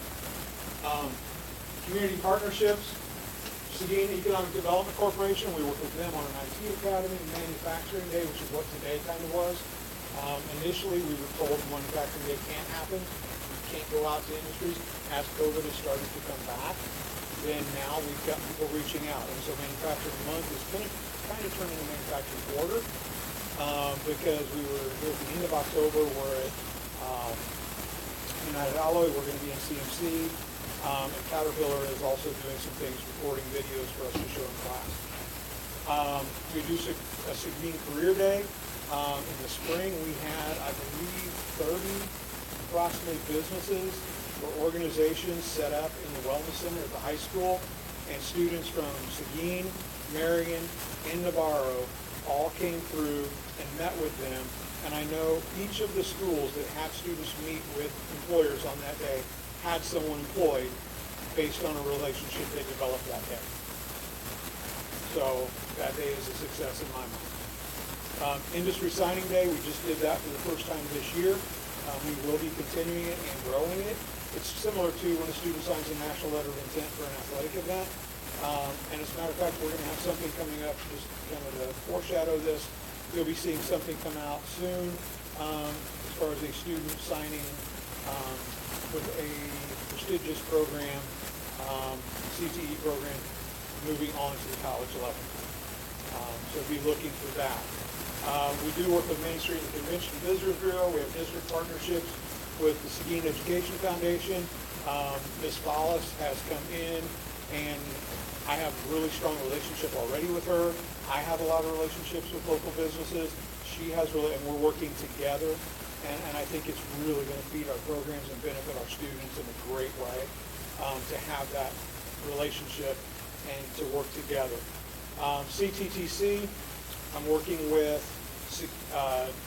Comal ISD and New Braunfels ISD. Actually was at a meeting today where they were both there about some ideas at CTTC where we can utilize that facility for all three districts. And then FAME is happening here, and that is an advanced manufacturing educational center that the Economic Development Corporation is working on. That should be happening soon. And we're working with them, Navarro, and Marion on that. So there's a lot of partnerships happening with area districts so that our students can get more opportunities. Industry partners there are listed again. And as we look to the future, our college career and military readiness coordinator, that is something that's going to definitely benefit us. And thank you for approving that position, because that is something that's going to benefit our students in giving them guidance and direction and helping them to hold the line. Sometimes it's real easy when things get difficult to just kind of say, I don't want to, but Ms. Haas has the ability to bring the student in and talk with them and kind of share, okay, this is what you chose to do, here's where the benefit is to you, and really do some one-on-one work with those students. That's greatly beneficial. We are adding some new industry-based certifications for floral, for HVAC. There are others coming. As you know, we are always exploring opportunities for an agricultural learning center. Something may be happening, I'm hoping. We'll see what happens with that. Work-based learning, internships for our students, externships for our teachers. Externships should be opening up again next year, and our teachers are going to have more than 8 weeks in the summer. And that was really one of the downfalls this past summer was the shortened summer. They really wanted to hold on to all those days. And so next summer we'll have the full summer, more of an opportunity for that. We are expanding into the middle school. We have vibrant robotics programs at AJB and Barnes this year. At least 4 sections at each school. Just did a student interest survey. I had over 400 students between the 2 middle schools participate, and I'm still compiling the data from that. And so it'll be interesting to see. And it's about existing programs and potential new programs. And so what happens there? With collaboration with Navarro and Marion, and also with New Braunfels and Comal. So there's a lot going on. There's a lot happening, but there's a lot to look forward to. And I'm always I'm excited, I love new opportunities, but I also want to make sure we take care of what we have. There's your page that has, just, and that, you can utilize that. But it does help. And I'll be honest, the reason I use National Center for Construction Education and Research is because everybody used to ask, what is NCCR? And I'm like, it's construction. Because it's hard to remember. FFA is one that's interesting because everybody thinks it's Future Farmers of America. It is no longer. And that is because FFA is about more than just farming. It's about all careers in agriculture. So I will leave it now to you if you have any questions. Well, you've been busy. I try. This is very try. impressive. Yeah, very impressive. It's not busy when it's a passion. I understand, and I think these numbers really reflect that as well. So, I mean, these numbers are amazing compared to just, I guess, 2 years ago. Yeah, so, wow. I just have a really great team. We do have a great team, and our teachers, and I can't say enough about them. I know I praised them last year, I'll praise them. We are nothing without our teachers. We truly are not, and I try to make sure they know that every day. And I'm so excited about the partnerships that we have with our industry. We're such an industrial community, and that we're able to utilize their resources coming into the school. I know CFC for many years wanted to be back in, and we're just itching to get back in, and so I'm glad that you opened up that door. I think we're going to see that relationship flourish. Right. I really do. And so many of them there are also very active in the livestock shows that would help the FFA. Absolutely. I just had a comment. Thank you. This presentation covered just about everything and is thorough. And thank you for your leadership and you that are working on it. Thank you. I appreciate that. I really appreciate the signing days. I love seeing this, yeah. Yeah, that's an exciting thing because we want to celebrate their success. And that, if I get nothing else out of it, I always want to celebrate the successes of our teachers and our students. That's what we're here for. Thank you, Mr. Vu.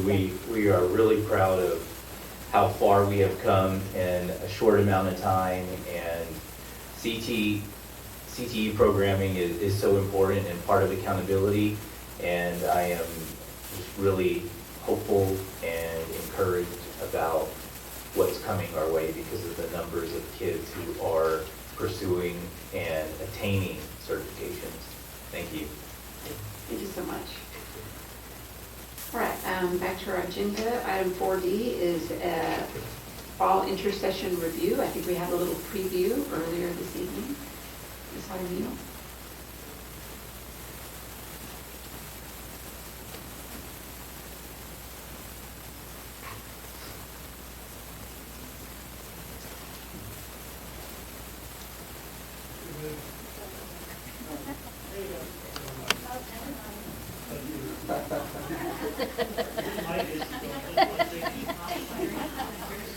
I know, right? Good evening. I am just going to quickly speak to you about our fall intersession. You heard a lot from Potwan today, and so we're just going to go over some of the specifics. The purpose of intersession really was to help address those gaps that we knew we were going to have. We anticipated from COVID, and then also from our summer slide. And we wanted to provide intervention along with enrichment. And exactly what the Potwan teacher said. It was a more of a social emotional camp, if you will. Teachers and students learning and growing together, and that's what you saw at every campus all the way through the high school. I know Mr. Schmidt over at Barnes said that a student came up to him and was like, "Take off your walkie, Mr. Schmidt, and get in the volleyball game with us." And he was like, it was so exciting because I got to get into the volleyball game. I'm like, yes, get in. And it was girls versus boys, and he had this whole story to tell me about it, and it was amazing. And so some of the other details were we really left it up to the campuses. We gave them a couple of expectations, 15-to-1 ratio, 25% of your population. We gave them some specifics on the criteria. They had to be, did not meet STAR last year, or were learning from home most of the school year, level 1 or 2 on iStation, just our typical, group of students that we really wanted to target. And so from there, they kind of took it to the next level. And you saw that through what Potlawn was showing. Our ACE coordinators also were there to help support the enrichment opportunities that were happening. We had no trouble getting teachers. We actually have teachers signed up for next Intersession. We had teachers who wanted to work just 2 of the days, and then they found a partner teacher to work the other day. Teachers who said, we'll work this Intersession, but not next Intersession, or vice versa. And so they're really working together as teams to decide who's going to work from the 2nd grade team, or who's going to come and work from the 6th grade ELAR team. And so it really just took it all on its own. And so the other big thing I wanted to highlight was they all took link or outside unstructured playtime. Even the high school, they went outside and they had the big Jengas out, they had the big Connect 4s out, and so everyone had a class period and then they had a break. A class period and a break. So 2 reading interventions, 2 math interventions, and 2 enrichment interventions happened at elementary and at the middle school. And then at the high school, they were doing more of the credit recovery and looking at things like that. So they offered social studies, science, they offered different courses. The kids actually picked their course, so there was a picture that went out on social media, and the kids were all lined up like it was the first day of school again. But they were able to pick where they went for enrichment.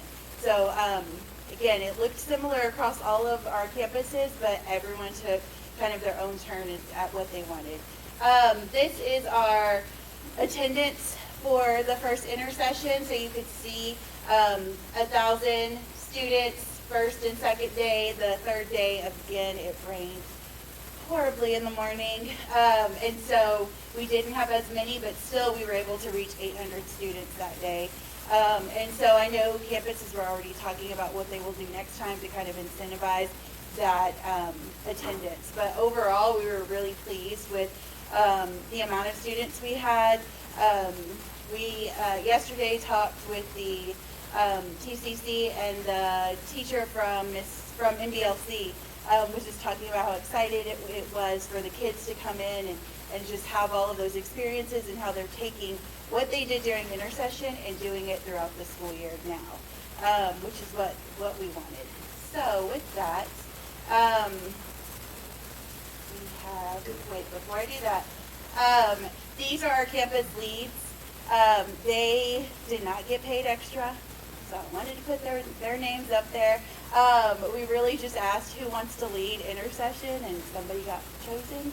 And it turned into being this huge project, but they all did a fantastic job. So I wanted to highlight their names there, and then we have a fantastic video. Before we get into the video, I do really want to share a couple of things. One, that attendance drop that we saw was certainly due to the weather that Friday, because the campuses they were very strategic in how they planned those 3 days. And the Fridays, a lot of the activities were part of an incentive. So I was pretty proud that we got over 800 considering that weather. But the other things to think about, if you think about the calendar planning a year ago and some of the concerns that came up, whether it was mostly from the community that we weren't going to have staff. Well, we had staff. We had more than enough staff at all of our campuses who were willing to dedicate that time. And we knew that we weren't going to have a problem because we have so many dedicated, committed, and passionate educators. The other was attendance was going to be an issue, how kids aren't going to come to school. Well, the students that were identified came, and the efforts that the campuses put forward to communicate with parents is certainly something to be commended. We're talking about, for example, at AJB, phone calls to each student's parents to express the importance of being at Intersession. So the attendance wasn't an issue at all. And just overall, it far exceeded my expectations, and it looked as if we have been doing Intersession for years when you walked into our buildings. But the great news is that all of our teachers and our administrators took this as a learning opportunity and are ready to make some changes for the spring to make it even more impactful. Well, I'm glad you brought up the calendar planning, because I was, as you were speaking, Sonia, I was thinking back to how we had originally proposed 5 days. So I'm wondering if you've heard any discussion, any one of you three, about, from the teachers or even the parents, about looking at this for next year. If it should be longer or 3 days was enough. We actually, yesterday the teachers, a few of them said that they wanted it to be longer. And to do it more frequently. Well, we still have to have our regular school days, but you know, I think it's just that whole thing of look at what you did for Intersession and how can you bring that into the whole school year. And so really looking at things a little differently. But we're excited for next year too. So do you think in the spring you're going to have kids that really don't need to go want to come because they? Yes. So what's that? How are we going to take care of that great problem? Yes, that is going to be a great problem. I think we're going to have to see how many teachers we have sign up, and then go from there and see how many we can take in. The other item that was discussed was providing enrichment opportunities for some of our students, like our GT students, to get them to that next level, to that master's level, which is an area we struggled with, is that master's performance, which is part of accountability when you're looking at domain 3 and getting our kids to approaches and masters. So affording some of the higher achieving students opportunities to also come in as well. So we're ready for the video.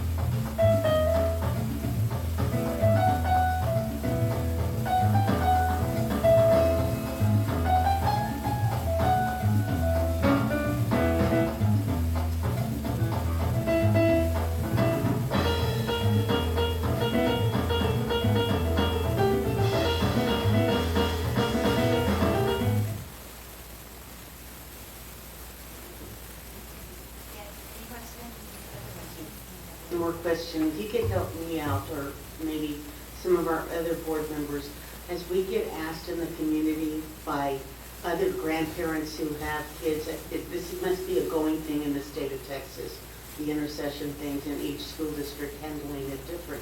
But their question to me was, how are they doing, for the kids that didn't have to go, that the number of minutes that they have to attend, how are we making sure that that's happening? And the kids that didn't have to attend, their attendance, how is that being counted? Yeah, there's really no impact because our calendar is set at 175 instructional days. And with the 450 minutes a day, we are way over our minutes. We have like 7 or 8 days built in. So for bad weather, snowmageddon 2, whatever we need to do. So we have plenty of minutes built in. 70, I'm going to say the number wrong, 74,600, I think. Right, 75,600, I think. 75,600, and then we're like we had, like I said, 7 or 8 days over what we need. So those kids that did not have to attend, and like, would they be counted present? No, there's no attendance taken on those days of the Okay. non-instructional days. They're Okay. just like any other Okay. a holiday, non-instructional day, like No. fair day, whatever, it's all the same. Right. And I tried to explain the number of minutes. They were still in the mindset of the number of days. And try to explain the number of minutes and how we have those banked. We're still at I that just wanna make sure. 175 instructional days, which is, I think, that one more day we did last year. One or two more days than we had scheduled last year. Okay. So I was in the right, going in the right direction. I just Absolutely. wanted And to then make sure. we started school several days earlier this year. Yes. To make up those other days. Yes. We could keep our same number of instructional days. Got it. Thank you. Great job. All right, we are 2 hours in, so I'd like to propose that we take a break. It is now 8:35, and we'll adjourn until 8:45. Good with everybody?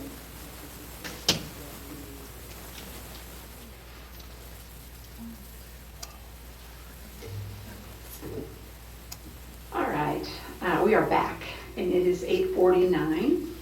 And we'll be moving on to report information item 4E, which is strategic priority and initiative report, beginning of school year data. I assume Mr. Mark Cantu and Ms. Andrea Harneal. Some interesting information in that report. So good evening, President Thomas Jimenez, Dr. Gutierrez, and members of the board.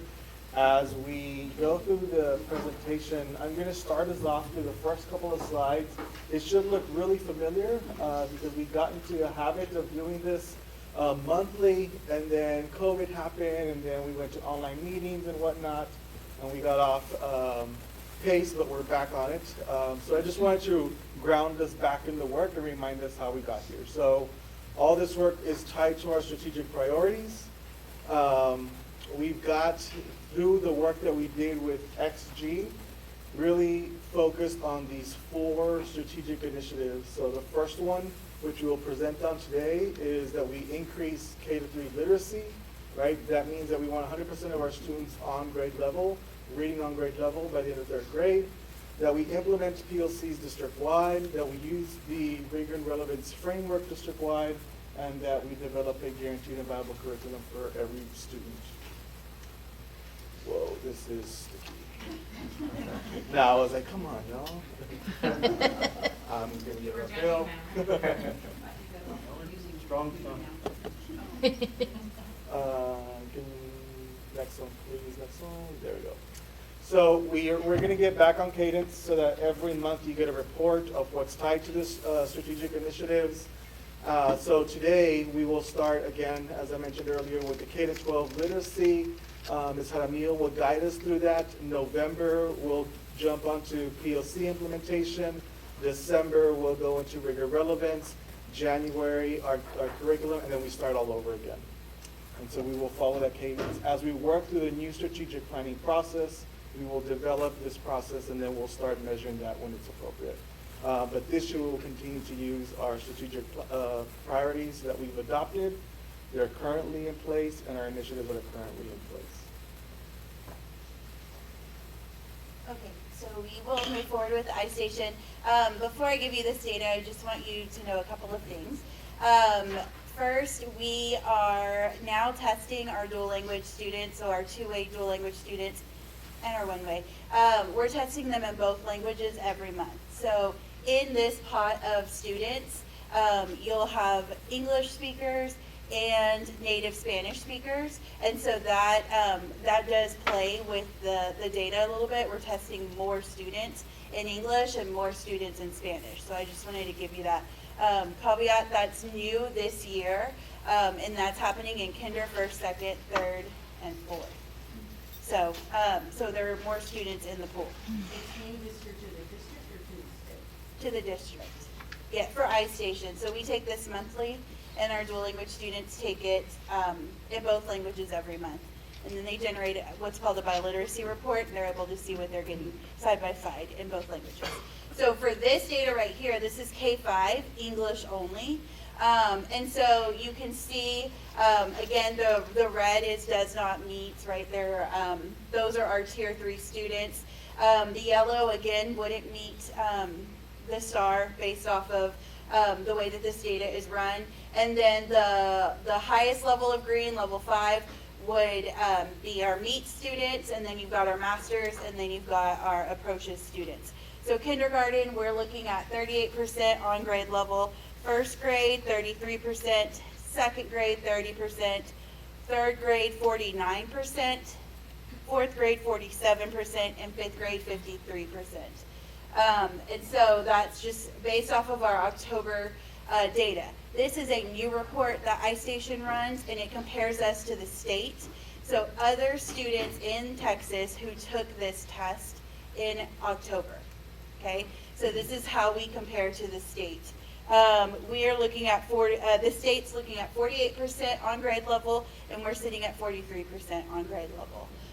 So we are comparable to where most are falling. We always want to be better than the state, but I'm happy to see that we are not too far off from where the state is. And so that we don't know exactly how many, like what's the pool of number of students who took that. We just know iStation pulls that anybody who took the test in Texas. Okay, again, that's just English data. Okay, then we will go to Spanish. This is just kinder through fourth grade. And then you could see our data there. 48% in kindergarten reading on grade level. That's 10% higher than the English data. English was at 38%. First grade Spanish is at 32. English was at 33. Second grade is at 27%. Third grade or second grade English is at 30. Third grade 25% reading on grade level. This is where you can see a huge discrepancy. Spanish is 25% on grade level. Third grade English is 49% on grade level. So those are our students who were probably most likely at home in the two-way program and did not get a lot of support in Spanish because the native language at home is English. And so we can really see the discrepancies there as far as their language. Fourth grade, we're at 42% on grade level. And then fourth grade English was 47. So all of those are pretty comparable, English to Spanish. And I'm even more elated to say that because that means our two-way kids are growing. Our English and our Spanish students are growing at similar rates as our monolingual students. And then this is our comparison to the state. The state's 36% on level, and we are sitting at 34% on level. And then you can see, I just broke it down there at the bottom, how many students we tested across the 3 bilingual campuses, just so you can kind of see what those numbers look like. Okay, and so our next steps for iStation, we're continuing to report the data, to look at it, to dig deep into it. And tomorrow, actually, we have our iStation rep coming out to train just our principals so that they can get a stronger understanding of what reports they should be pulling and how they can hold teachers accountable for using the data during small groups. Continue monitoring student by student. We really look at the data from iStation in comparison to our unit assessments and see how those are doing across and use it to drive our small group instruction. So this year we were able to hire interventionists at every campus. They're using iStation as one of their starting points for what supports do the students need. Is it vocabulary? Is it comprehension? Is it word knowledge? Phonemic awareness? And they're really digging in deep to each of what every student needs to help support. Any questions on iStation?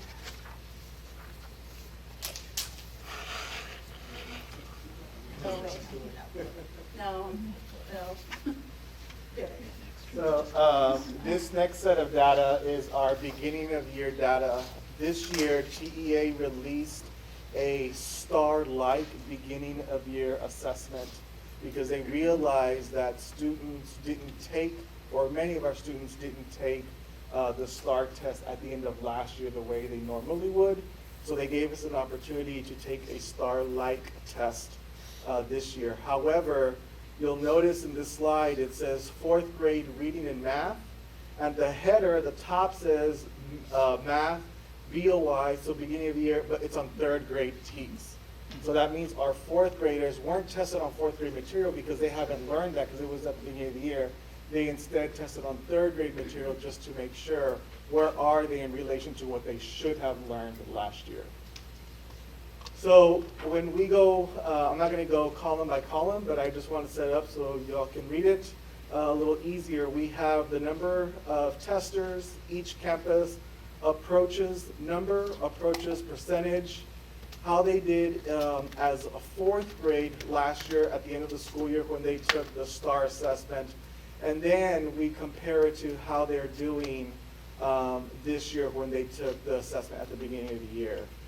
Unfortunately, and there's no way to put this nicely, the data doesn't look promising, as you can tell from there. The negatives means from the 4th grade last year to this 4th grade cohort this year, overall at the district, we dropped 15%. So there is a bigger gap at the beginning of the year with this cohort of students, is what that means. So what we have to think about is, what are we going to do knowing that this cohort of students is coming in with wider gaps than we've seen before, at least in my lifetime as an educator in 15, 16 years. And there's significant dips, right? Look at Rodriguez, 33 for that cohort. In reading, you'll notice that it's much less of a dip than it is in math. So this trend though, not good or bad, but it is the same across the entire state in math, where we are seeing bigger decreases in what I'm going to call and what most people are calling is COVID learning loss in math than we are seeing in reading. And I think part of that is because math is something that if you don't do every day, right, the computation, the skills that you're supposed to learn that build on top of each other is really difficult to learn, especially when you're learning from home. We're reading, right, we're reading every single day. We're reading it everywhere, so that's part of that. Yes, ma'am. The test itself, are they old STAR questions, or was it written specifically? I don't think they use old STAR questions. They may. They had a bank of questions that they had a bank of questions that were going to be used for STAR, so they're STAR-like questions from TEA. It's a TEA release test that everybody across the state opted in, but I don't know if they were used in previous years. Was the 4th grade the youngest grade that? Yes. Yes, because the 3rd grade cohort wouldn't have tested. There was no STAR for 2nd grade. So now we'll jump into 5th grade. Again, you see those dips, right? In math compared to reading. They're both dips. So again, no way to sugarcoat this. We just know that COVID learning loss is real. And we also know that the summer slide is real. So that means that we've got double the work pretty much when you look at a loss of negative 52 points, negative 20 points. Yes, ma'am? It just kills me that the expectation from the state is the same. If everyone in the state is experiencing this, I know I'm preaching to the choir, but the expectation is the same. How do we ever catch up? And I don't see the commissioner changing the expectation, to be honest. In fact, what he is, at one of his last public meetings, he tied this to economic outlook for the state and talked about how this, I think he mentioned like a 17-year backward slide that we would take economically because of what we're seeing now. And there's other data sets that he's pushing, and so I don't see him backing down and saying, we'll have some sort of reprieve, we'll have some sort of pause. Right now, what we do know for accountability is that campuses, once they take the STAR test and they disaggregate the data, they will be rated an A, a B, or a C. If you don't hit one of those thresholds, it'll be a not rated campus, meaning you were a D or an F. So the expectation is still there, and COVID learning loss, as you can see, is very real, whether it's third grade, fourth grade, or fifth grade. And the same holds true, Bill, if you would go to the next slide. For sixth. Wait, let me say something about elementary too, sorry. And when you're thinking about these students, because you're gonna see the middle schools, their dip is not as wide as elementaries, but these fifth grade students, their last full year of real school was third grade, right? No, second grade was their last full year. Third grade was a half a year, fourth grade was virtual. And so a lot of learning has to happen in second grade, in third grade, and fourth grade to continue. It's all foundational. And so we're seeing this. We anticipated this. That's why we called in teachers this summer to revise curriculum and create interventions to help support the gaps. We're not going to go back and reteach everything. We're just going to accelerate what we are already doing and then fill gaps as we're going. And so there is a very strong plan in place to support these students. And so in the coming months, we're going to be sharing our unit assessment data, and you will already start to see some of those trends are moving to the green. Okay, that's all. So again, we won't go column by column and row by row, but you can see that the dip here isn't what it was in fourth and fifth grade. So that's sixth grade math and reading. Seventh grade, you see there's some dips, even for our advanced level students. And again, when you look at math compared to reading, there are some dips that you see. Especially look at that meets level. And then if we go to eighth grade, you see again those dips in math more so than reading.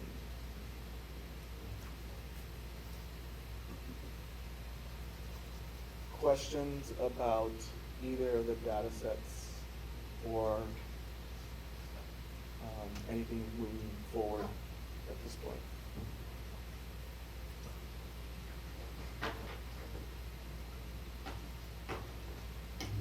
I don't really have a question, but I just have comments, probably putting a lot of pressure on the teachers when they look at this data. So we have to really have a lot of empathy for them. We're expecting a lot. A lot of those conversations are definitely happening with campus leadership. How do you still create a sense of urgency that this is real without people feeling I am giving 100% and then I see these scores? Yeah. And so it's difficult. I wish I could say it was easy, but it's difficult work. And so the most that we could do is continue to support, continue to listen, and continue to hold high expectations, knowing that it's hard work though. But we can't lower expectations. In fact, we know that we have to try even harder. Yeah. Any questions or comments? All right. Thank y'all.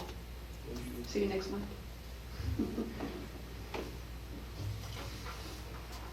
Okay. Next up is item F, which is our bilingual English second language ESL program and Tel Pas results. We're seeing a lot of you this evening. Me again. You're playing the role of Tony. Yeah.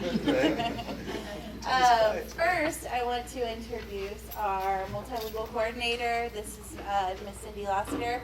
She has joined our team this year, and I am so excited. So she'll be speaking in and out of this presentation. So this is our program evaluation from last school year. And so this is required by TEA to give to you all every year. We will review some of our data sets from last year, but again, last year was COVID. And so some of our numbers it was very hard to keep track of where all of our kids were every 6 to 9 weeks. So, but we did the best that we could on here. These are our 6 state approved models. We use 5 out of the 6. slowly moving away from early exit. This year, we just have early exit in 5th grade.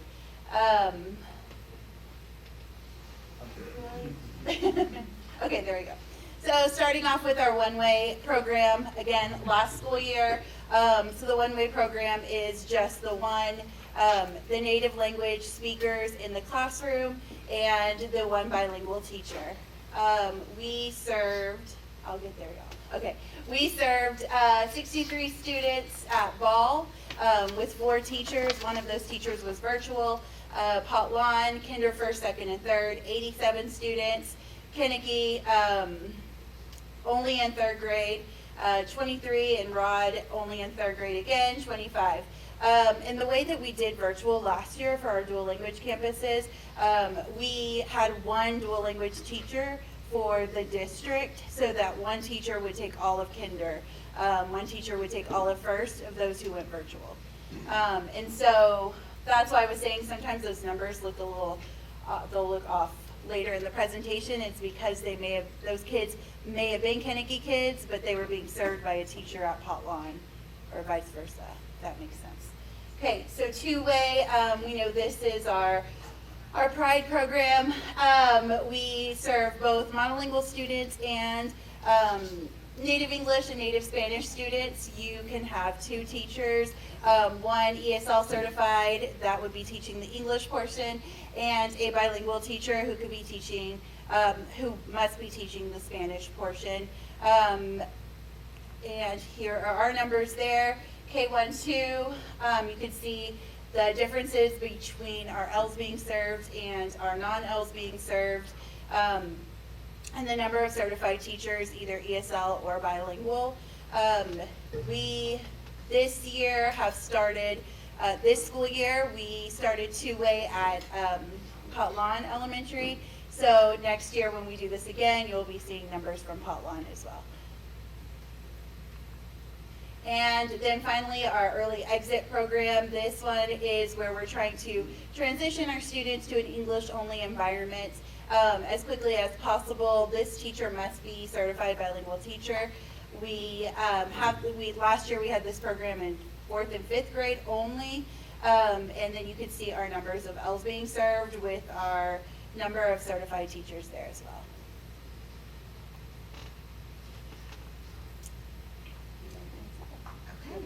Yes, please. So at elementary, for those students who are not in a bilingual program, they're in an ESL content-based program.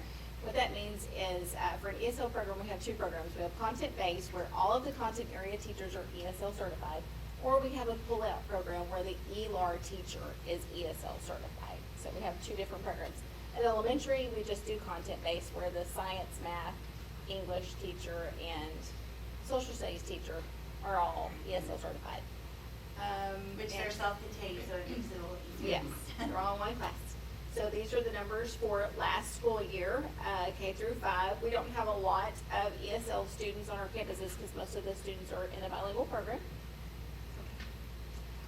ESL secondary is pull-out. This is where we have the English language arts teacher is required to be ESL certified. We also have on our secondary campuses, we have an ESL teacher who supports our beginning students, our intermediate students, our newcomers, our kids who are just coming in. And these are the L's that were served last school year. So we had quite a few students served last year. Okay, and then we're just going into our numbers in comparison to total enrollment. What is our L population? And so you can see there, based off of total enrollment, how many L's we did have at each of the campus level. And then the last column is our recent immigrants. Those numbers are usually a little higher, but last year with the borders being closed with COVID, we didn't have as many enter, except for in secondary. You'll see we had 15 at the high school, but you can see our numbers there. And then, whoa. And then, okay, I quit. The next one, there you go. And then here are our secondary numbers. Again, we usually have more recent immigrants or recent arrivals at AJB and Barnes, but those are our numbers as of last year based off of total enrollment. Why did I try? Sorry. Okay, this slide. This is our enrollment versus our reclassification or exits. And so you can see from 2017 all the way up to 2021, last school year, district enrollment, L enrollment, 802 L students that we served. That's 11.62% of our population.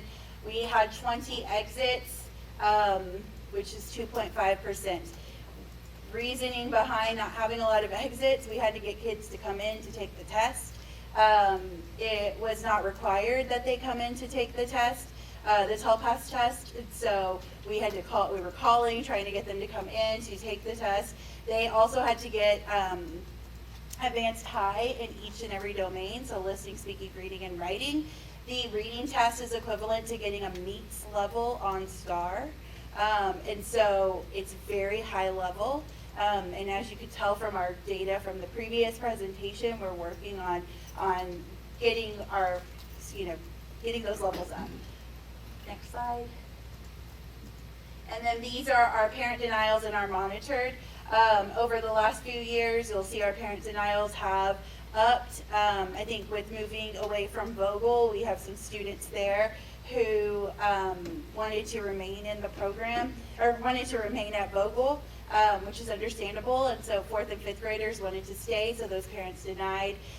Every time a parent wants to deny, they will first have a conversation with their campus principal and their classroom teacher, and then they will make an appointment here at central office, and we will have a conversation. Most of the time, we're able to change minds just once we learn a little bit more about the program. We are talking about, Ms. Lassiter is going to start looking at how many of those parent denials are sitting at middle school now, because some of the parents may have denied because they didn't want their child in the bilingual program. But if we can offer ESL at the secondary level, we'll try and do that and see if we can switch some of those denials over to accepting ESL. Next slide. This is our TELPAS by numbers. You can see just how many students took TELPAS at each of the campuses. And then the total number across. So Seguin High School had 130 kids take TELPAS. Rodriguez 167, so you can kind of see the differences there. And then exactly in what grade level did students come in to take. You'll notice that the high school, they kind of go through all of the different grade levels there. You can see 10th, 11th, 12th. But those are our total number of tests. We flip the next slide. And then you can see all of our data here. Based off of last year, I am not too, I have to get closer so I can see the numbers. I'm looking at this chart specifically.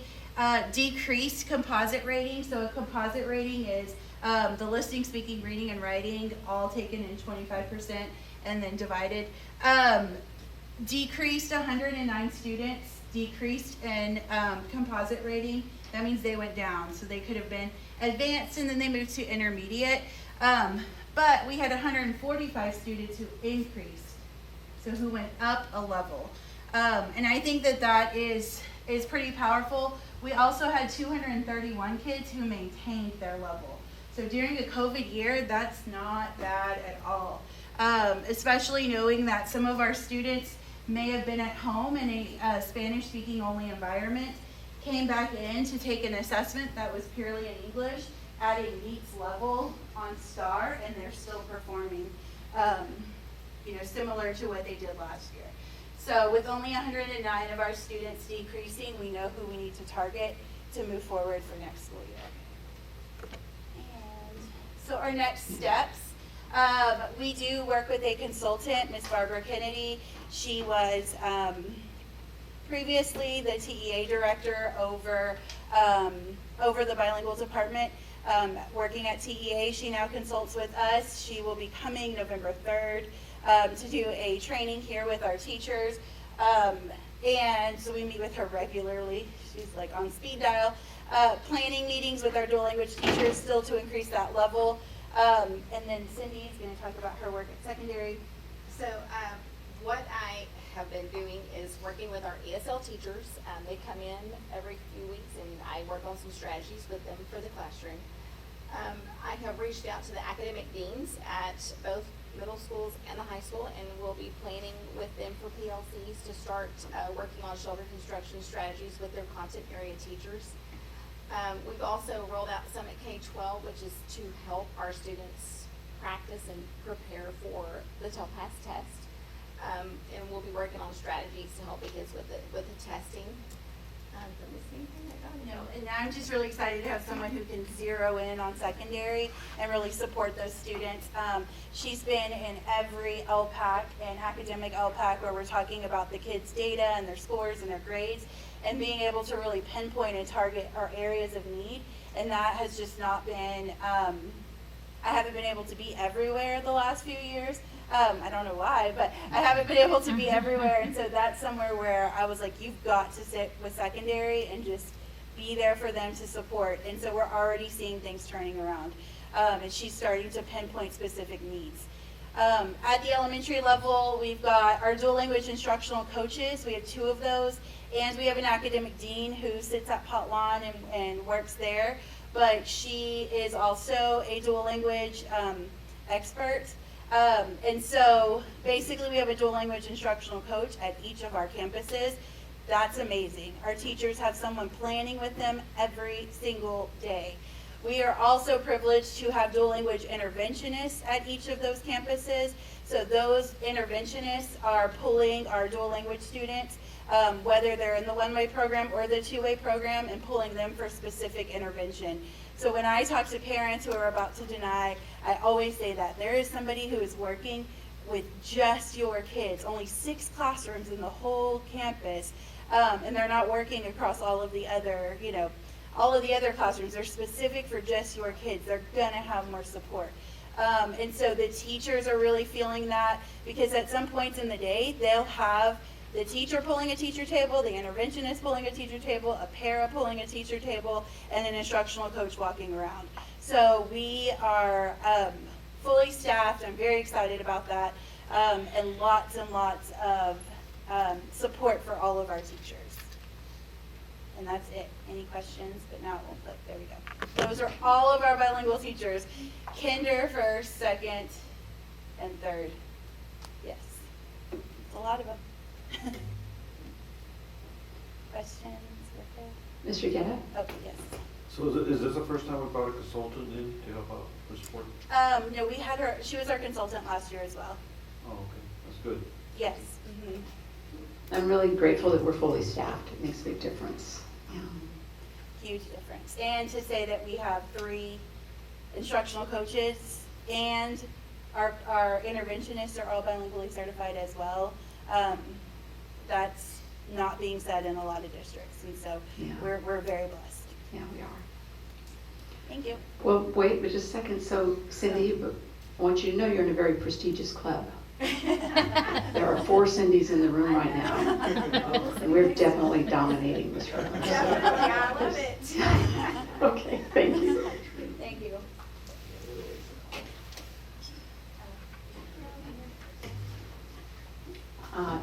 Ms. Jaramillo, are you still up? No. No, okay. So next up, we have our bilingual education exception. Yes. Good evening. Cindy. Hello, Cindy. Good evening, Madam President, Dr. Gutierrez, and Board of Trustees. I am really excited to say that we only need 1 exception for our bilingual ESL classes. So we have 33 elementary teachers serving bilingual teachers, and of the 33, 32 meet standard and expectations for certification for our dual language program. So that's wonderful. The only class that we do not have the appropriate certification is in a special education classroom that is self-contained, and so that teacher has a student, an L student in that classroom. Just one student. Any questions? All right. Thank you, appreciate it.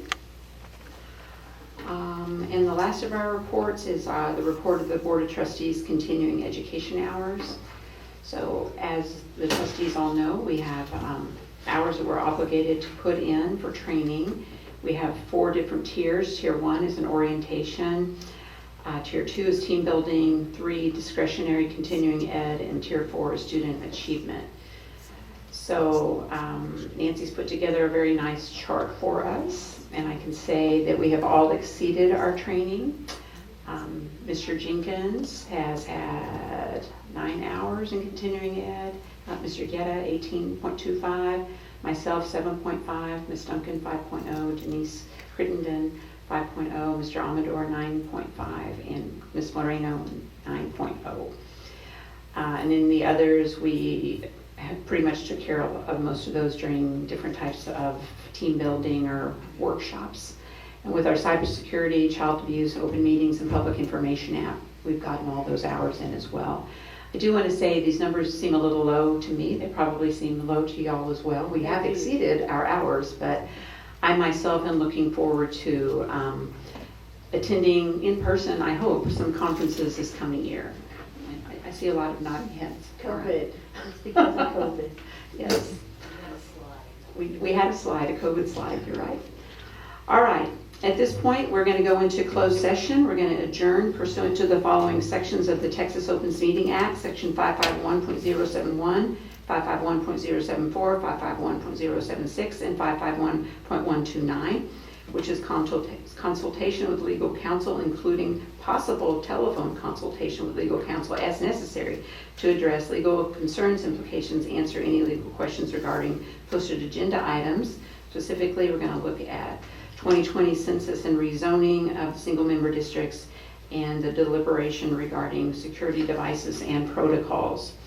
Also, pursuant to Texas Government Code 551.074 to discuss personnel matters including appointment, employment, evaluation, reassignment, duties, discipline, or dismissal of an employee or employees. It is 9:25 and we'll close the meeting to go into closed session. That's what it was. All right, I am going to go ahead and call us back into open session. It is 10:10, and we will not be taking any action on things discussed in closed. So next up is our consent agenda item, where BE policy states that the consent agenda shall include items of a routine and or recurring nature grouped together under one action item. All such items shall be acted upon by one vote without separate discussion, unless a board member requests that an item be withdrawn for individual consideration. The remaining items will be adopted under a single motion and vote as applicable. First up is item A, approval of board minutes of the regular meeting September 21st, 2021, and board workshop October 5th, 2021. Item B, approval of tax collection reports for September 2021. Item C, approval of proposed budget amendments and financial statements for August 2021. Item D, approval of proposed budget amendments and financial statements for September 2021.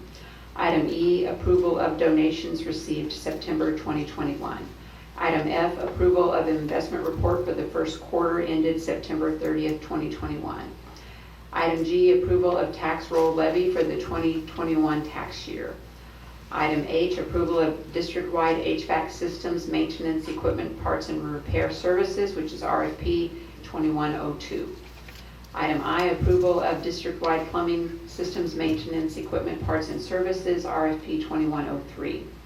Item J, approval of district-wide facilities maintenance electrical parts and services, RFP 2104. Item K, approval of district-wide special education services, RFP 2105. And item L, acknowledge the Public Information Act request September through October 2021. Does anybody want me to pull any of these for individual consideration? If not, do I hear a motion for approval? All right. Second. Mr. Amador would like to approve, or has made a motion to approve the consent items as listed, and was it Ms. Duncan? Ms. Duncan gave me a second.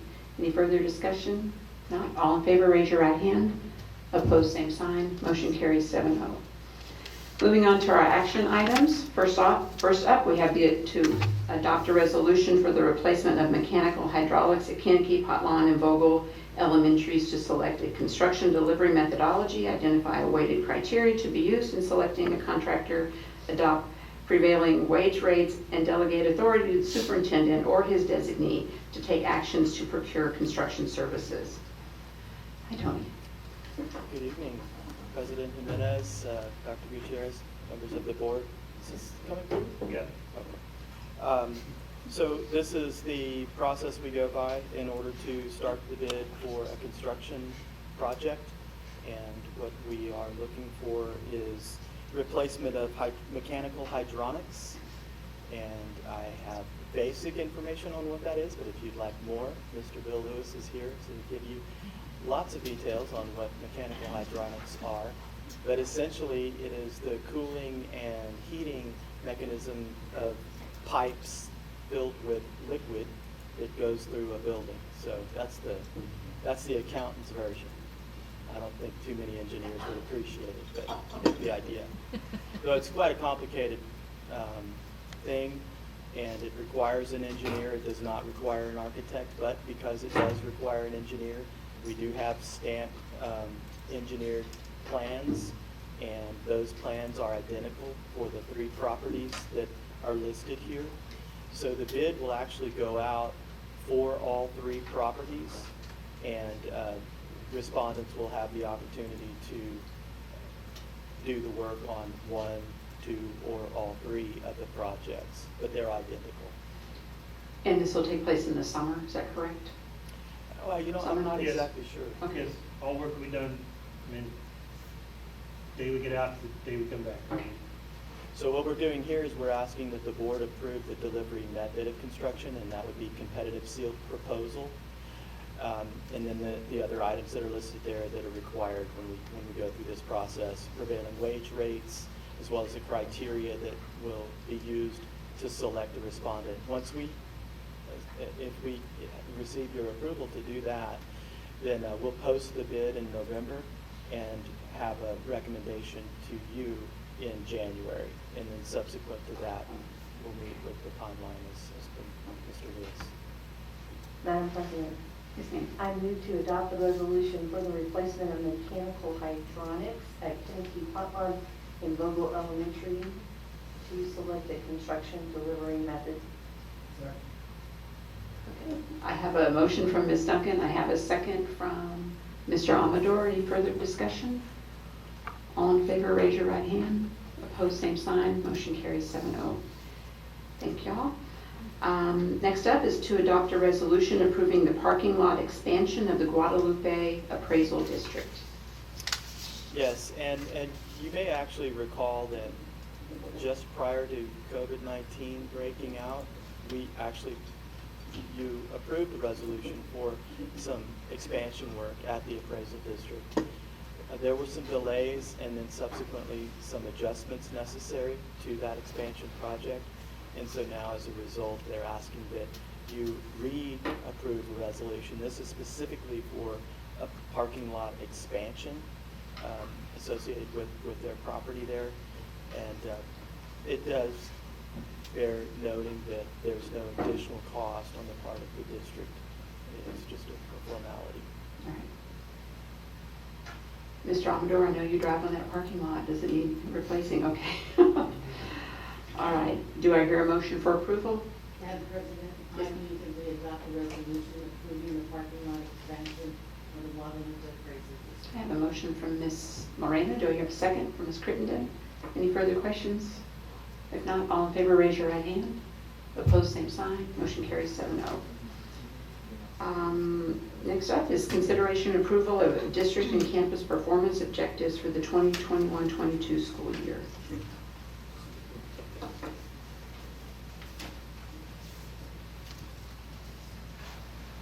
So one of the 3 remaining Cindys is Cindy Borden, and will be joining Mr. Marcantu. Yes, Sorry we ma'am. made you wait so long. So this evening, Ms. Morning will co-present as we go through our yearly process of the district and campus improvement plans. So I'll start the process and then we'll take turns going through the slides. So this is a yearly process. It's built on the idea that we continuously improve our systems. And this is the process that we take. So always starts with data analysis, right? What is the latest data sets that we have? Could be STAR, could be other things, could be surveys. It's a variety of different measures. Once we gather that process, we come together and we decide, and looking very specifically at demographics, at academic achievement, at process and programs and perceptions. We do this with what's called our DEIC committee. It is our district educational improvement committee or council. I think it's committee. Committee. I think it's committee. So that includes teachers from each campus, that includes parents, and it includes business. And we do this process, usually we start this process about March-ish, and it goes through the summer. And we then go into, okay, so we know what the data says, we know what the needs assessment, we find our needs, and now we have to actually come up with a plan. And we do that late summer, early fall, and then we implement the mantra all year. So what we're gonna bring before you is our actual priorities and our performance objectives. You're very familiar with the goals here that are on the board. I think I've heard them read like 3 times tonight, so I'm not going to go ahead and repeat them. In fact, I think this time last year I said the same thing, just because of the way that we have our presentations. So the 3 strategic priorities are the board goals, and under each board goal, under each priority, we have what are called performance objectives, and those are the measurable pieces of the district improvement plan. And so in the first goal, which is to improve student learning through improved instructional practice, the first performance objective there is teaching and learning. And so what we say is that by focusing on curriculum alignment, instructional practices, and support for special programs and subpopulations, Seguin ISD will become a B-rated district. And on the right-hand side of the screen, you'll see the key strategies, not all of the strategies, but the key strategies under this performance objective. And that includes that we continue to implement and monitor our professional learning communities, that we will use assessments to support data-driven instruction. We will provide timely, meaningful feedback to teachers. We will continue using the rigor relevance framework and the collaborative instructional review process. And we will engage in the System of Great Schools network. Performance objective number 2 is supporting post-secondary readiness. So it's split into 2 areas. The first one is for the high school, and then as a district. So at the high school level, Seguin ISD will increase our targets met. Remember that our accountability system from the state has 3 domains. Domain 1 is STAR performance, and a couple other things. Domain 2 is growth, and then domain 3, the federal government has set targets that we need to hit at a certain threshold. Unfortunately, this past school year, we didn't hit any of those targets at the meets level. So we're saying that we're gonna go from 0% to 66%, or hit 6 of those 9 targets, or those components in the CCMR closing the gaps domain. So that takes care of the high school level, which is not just Seguin High School, but MBOC as well. And then at the middle school and the elementary schools, we will increase the targets from 0 to 18%, which is 4 out of those 22 components. We have done the math, and we feel confident that we can hit those 4 components because we are within reach, and that'll give us enough points to be able to become a bigger, better district. And those key strategies is tied to CTE programming. You heard from Mr. Boot earlier. It's tied to AVID at the high school and the middle schools, right? Getting students ready for college. It's tied to dual credit and advanced placement and any other advanced courses. Also increasing the number of students who are taking SAT by offering SAT and TSI during the school day. And then we've established a pre-K-12, college career, and military readiness planning committee. So that this is not a high school only conversation, but we're having these conversations starting in pre-K. What is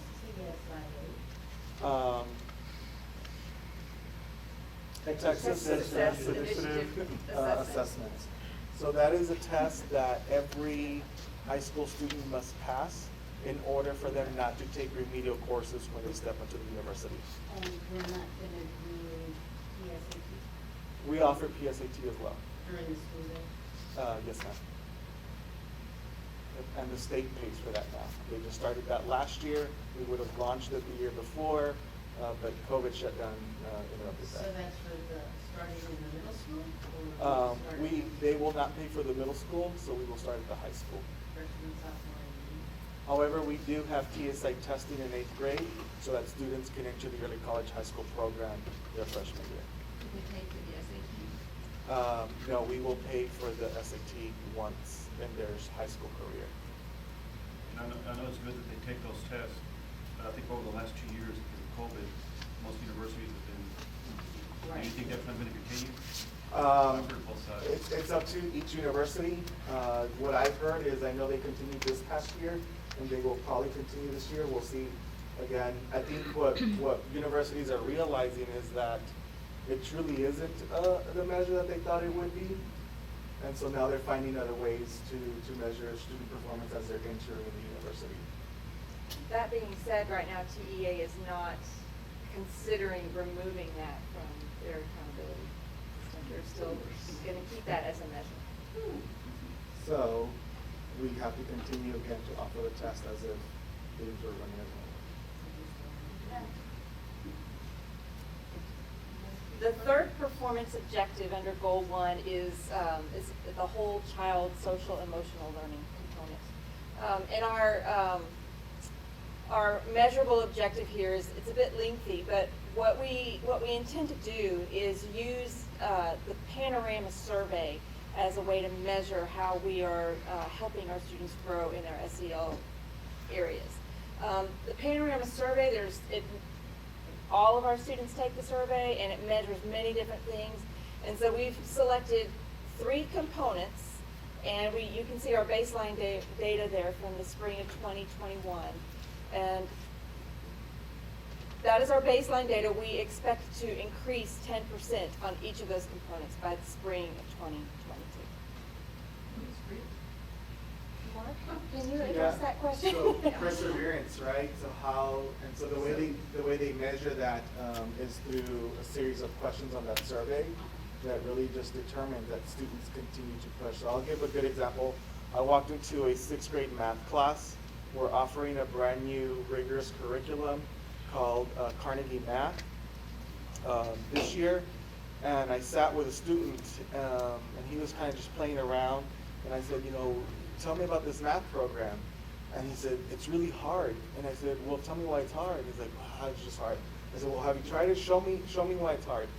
And 5 minutes later, he was able to do it, right? So the grit is, how do I just continue, right, mentally, not to give up, to persevere, to push forward, to really just continue to advance the work even though it's hard.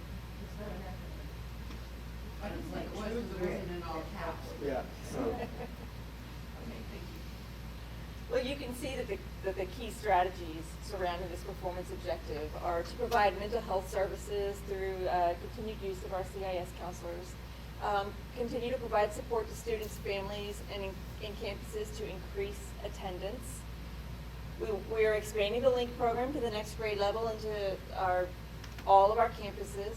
We're promoting clubs and activities, and we have the ACE after-school program and the school climate transformation. So all of those will address the whole child initiatives. So now we're going to goal 2, which is around engaging parents, industry, and community partners. And the performance objective that we're asking you all to adopt tonight is around parent and family engagement. And so we know that in order to better measure those relationships between the family and the school, we're using, again, the same panorama survey. So panorama survey is for teachers and staff, for students, but also for parents and community members. So we want to increase the number of participants from 284 to 600 in the spring of 2020. 2022. I was like, hold on, I did not say that correctly. So that's a big jump. How are we going to get to that number? Yep. So I will say that in the fall, just by promoting it the way we did, Sean's team helps with that. We send email blasts to individual families.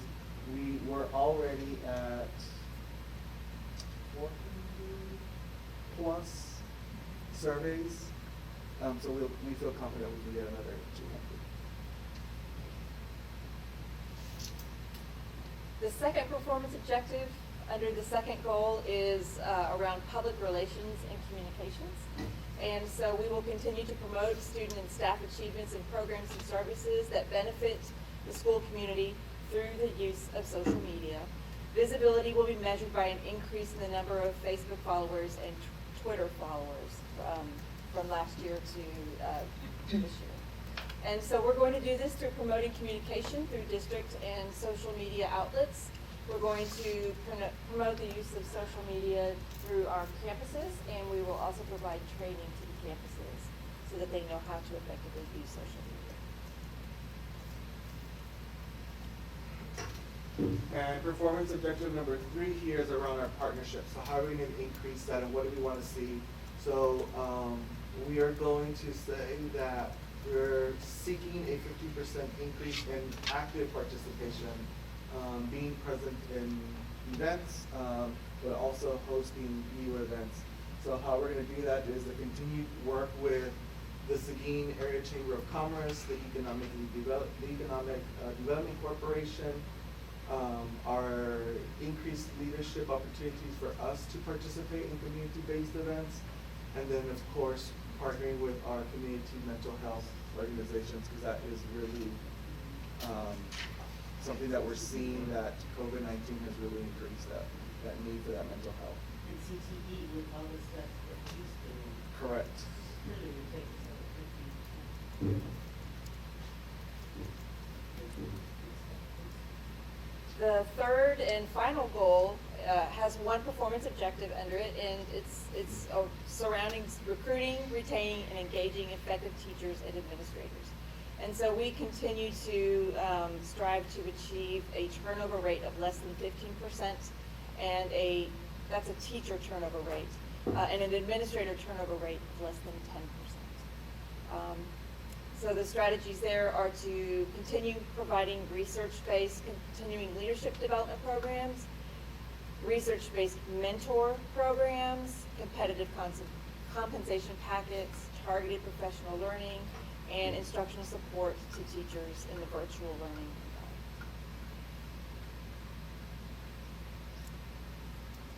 So to wrap up, those are our 3 goals and our 7 performance objectives.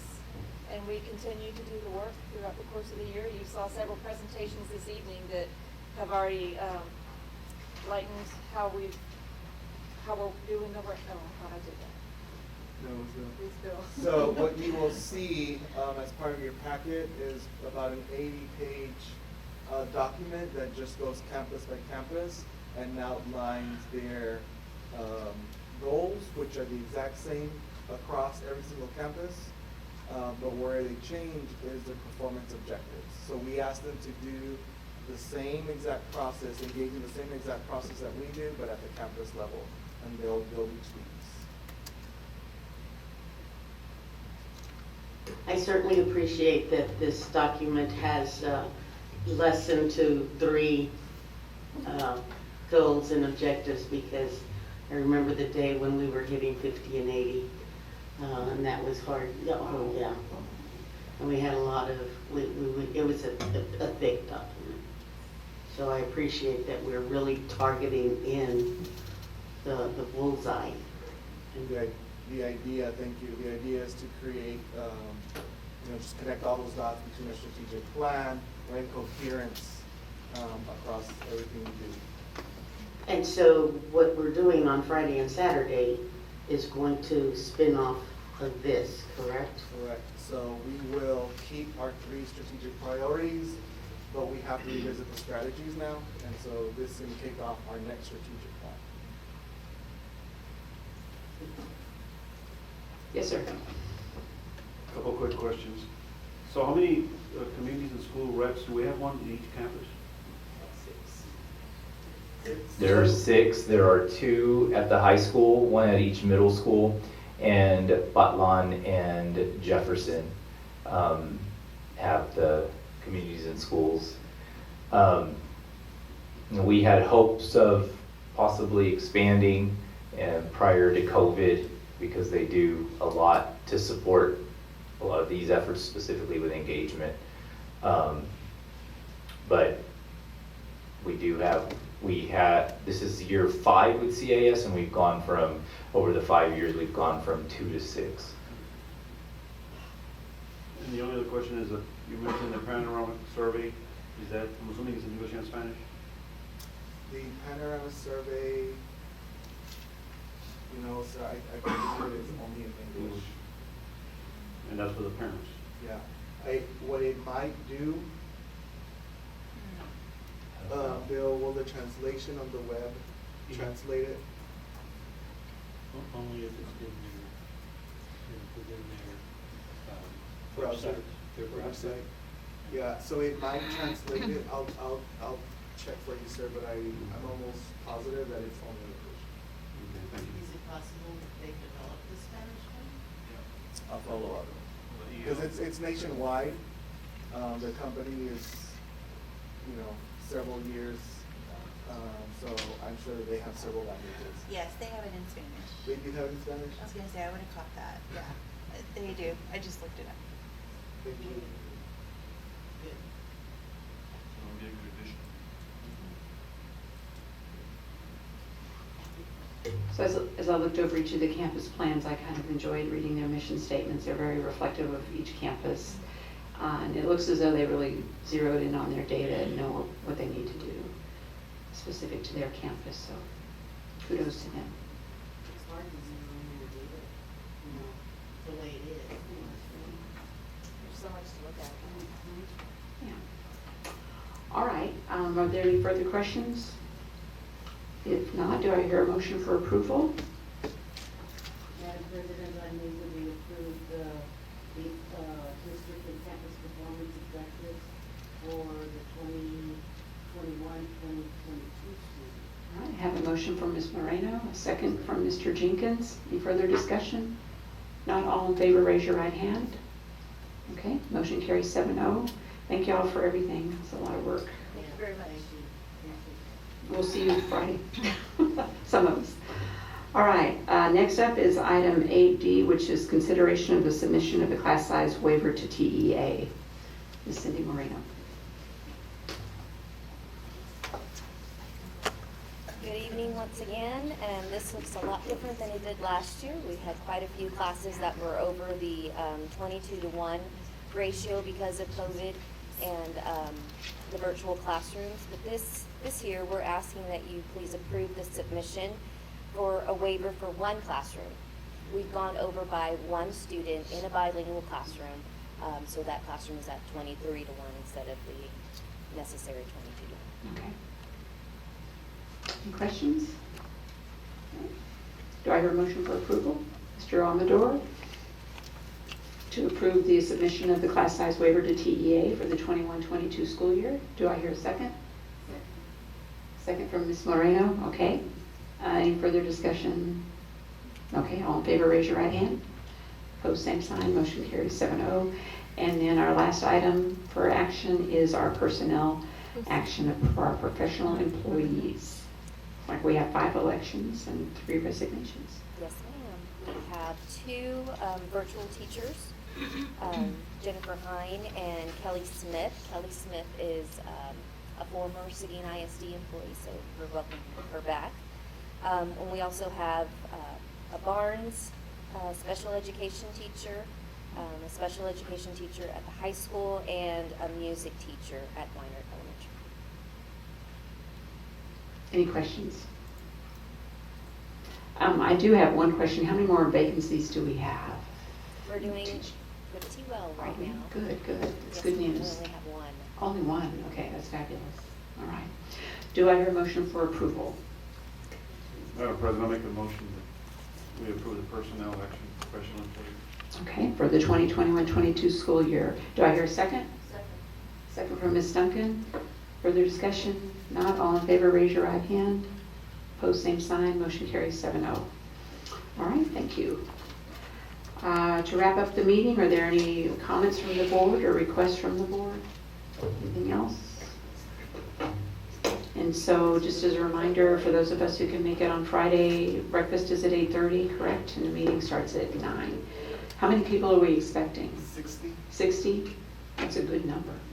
Are we going to be in rows or squares or pods or? We will be